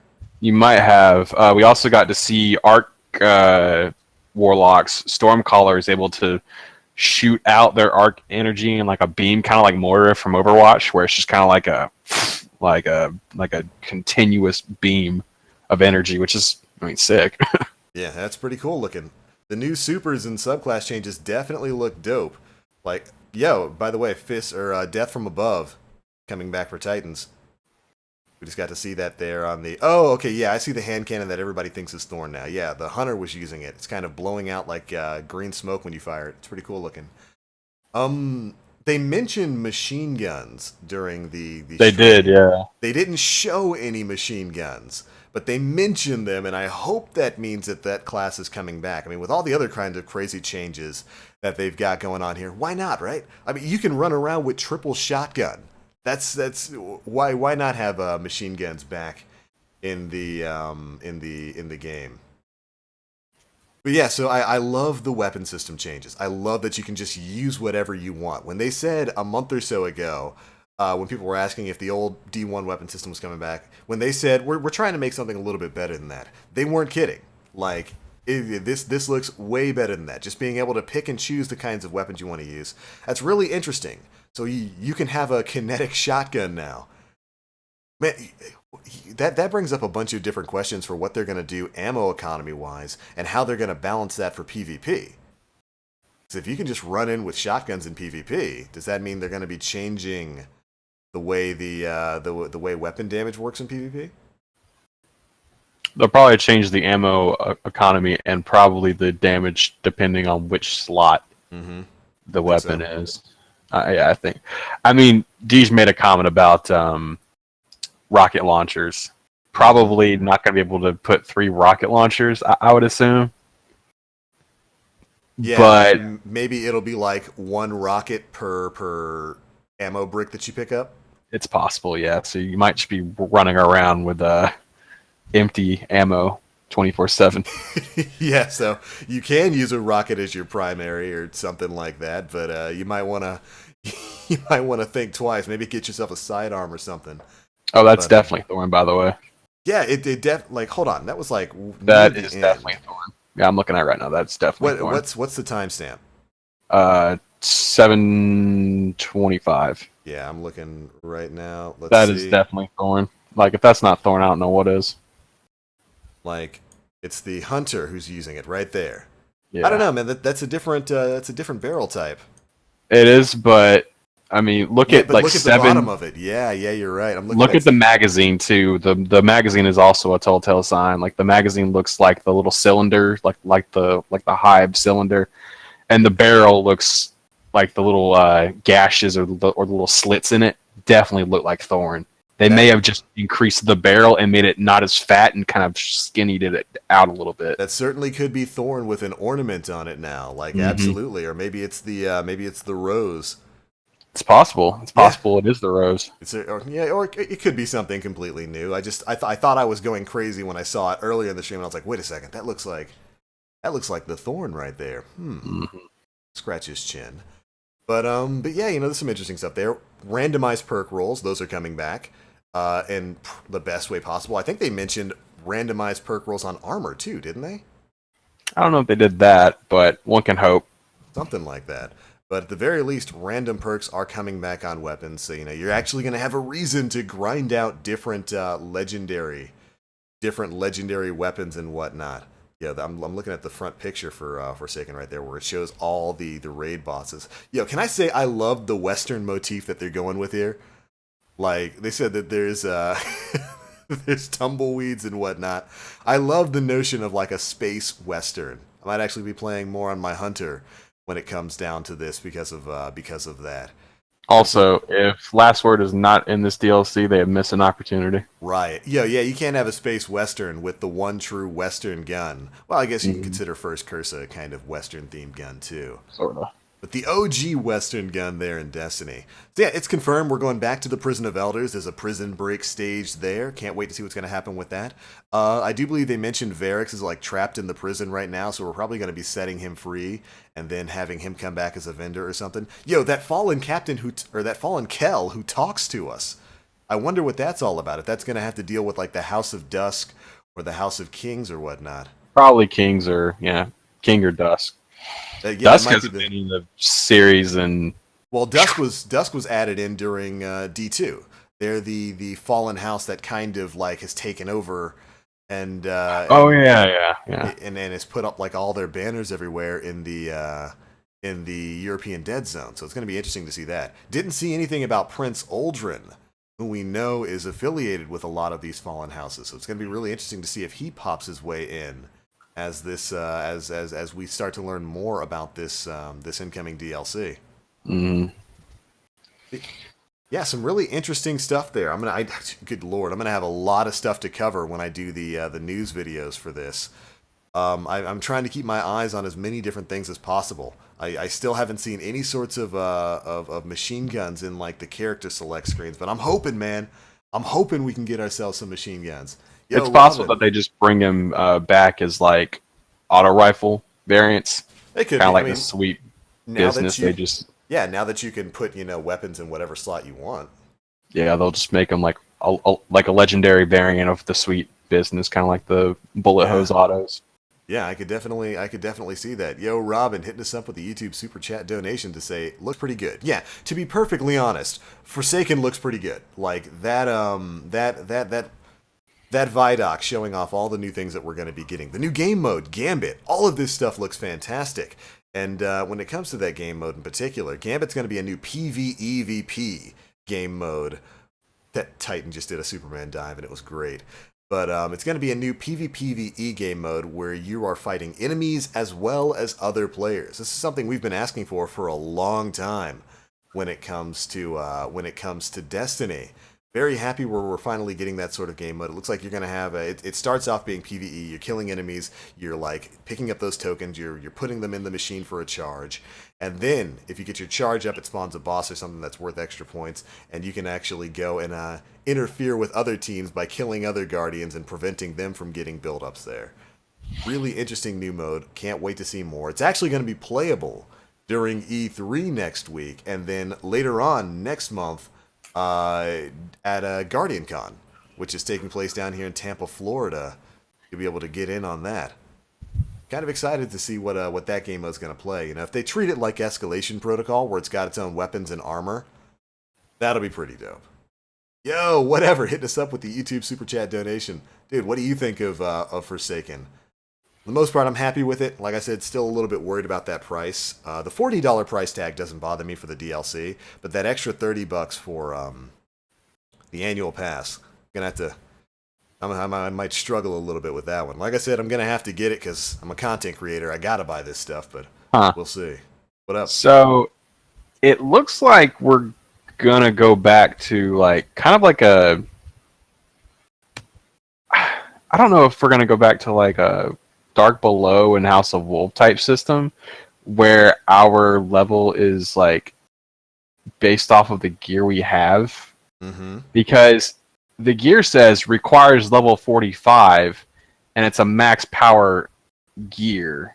It's like 600, so I'm kind of scratching my head. I don't know what's, because I'm looking at I think this is the raid bond, for warlocks. Yeah. And it's 600 power, and it requires level 45. What's the timestamp? 847. 847. Also, it looks like Bungie's not dropping their, we're going to give you something, but we're also going to take something away. The perks on this thing, you deal more damage to targets inside Dreaming City, but you also take more damage from all sources. So you can't just have fun, you just got to throw in that little wrench. Yeah, okay, so I'm looking at it right now. The Reverie Dawn Bond requires level 45, 600 power. While in the Dreaming City, you deal more damage to all targets. While in the Dreaming City, you take more damage from all targets. I'm okay with that. I'm as long as there's equity between the two. Like, it's not like Blackout and Brawler where you deal double damage, but enemies deal 20 times normal damage to you. If it's like, okay, you deal, I don't know, 150% more damage to enemies, they deal 150% more damage to you, I'm okay with that. As long as there's equity between the two of them, then I don't think that's too much of a problem. But you're definitely right about the only requiring level 45 to get to 600 power. I wonder if that means 600 power is not the cap. Well, that Guardian has 514. If you look in the top left, he has 514 light. I guess as his average light. Oh, and he's level 50. Yeah, he's level 50 with 514 light up there at the top. If you can't see it, chat, it's in the upper left-hand corner, right underneath the title of the video. Interesting. That's interesting. I guess he could just be using like lower level gear, or maybe he doesn't have 600 on everything. But yeah. I don't know if we're still going to keep with the same kind of light system that we have, or power system. As long as they don't change the way infusion works, I think the infusion system is fine as it is, and that's not too much of a problem. When it came to I want to take a look at the Gambit stuff again. Here we go. Yeah, this is the new game mode. This is what's going to be playable at E3 next week, and then GuardianCon in another couple of weeks. I'm excited for it. I mean, I think it looks pretty cool. It looks like it's going to have cutscenes and maybe its own unique vendor tied to it. What's up? Oh, I just saw the Night Stalker variant. It's basically like what are those like weapons that like samurai used to use? They're like like small pickaxes, but they're tied together with like a chain or something. Oh yeah, I know about those. Yeah, yeah. Yeah, they're like little small pickaxes. That's what the Void Hunter has as his variant. That's not too bad. That's pretty cool. I mean, he's a ninja, so might as well, you know.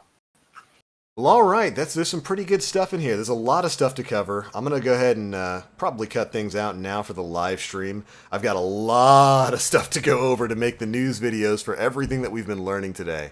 But my initial impressions is I like it. I really like it. I think Forsaken looks really good. They're doing a lot of things that I wish Bungie had done earlier. It looks like D2 might finally, with Forsaken, at least match and maybe even surpass where Destiny 1 was towards the end of Age of Triumph.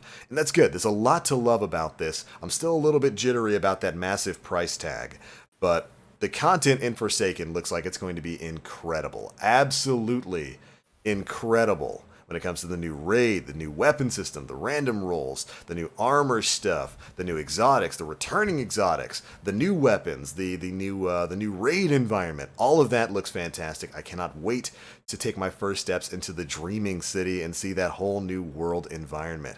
There's some good stuff in there. Yeah, you know what? And we just got to see a quick scene right there. The Dreaming City of 3 Guardians running their way through it. So yeah, it looks like that place is going to be more than just the raid space. It's going to be the new in-game space that you can explore and whatnot. Please have a patrol zone. Please. Yo, Duke. Mr. Kunai with chain. Yeah. Joey Wheeler. My mans. That's it. That was it. That's what it was called. But yeah, those are my initial impressions. I'm pretty excited for this. I cannot wait to see more for Forsaken. I think there's a lot to be excited for here. And I'm looking forward to covering more of it in the future. Yo, Ailcon hitting us up with the YouTube Super Chat donation says, yay, a $260 game. Fun. Yeah, that's $70? $70 for a DLC and like the season pass on the second year of a game? That's got me a little bit worried.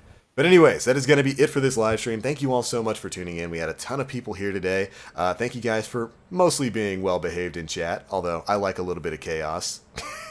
Who am I kidding? I love a little bit of chaos. You guys are always fun. If you're new to the channel, my name is TheBlackLink. I do mostly daily Destiny content, news videos and stuff. I work with Planet Destiny and all of that kind of good stuff. So if you enjoyed, feel free to drop a like. Actually, destroy and spike that like button.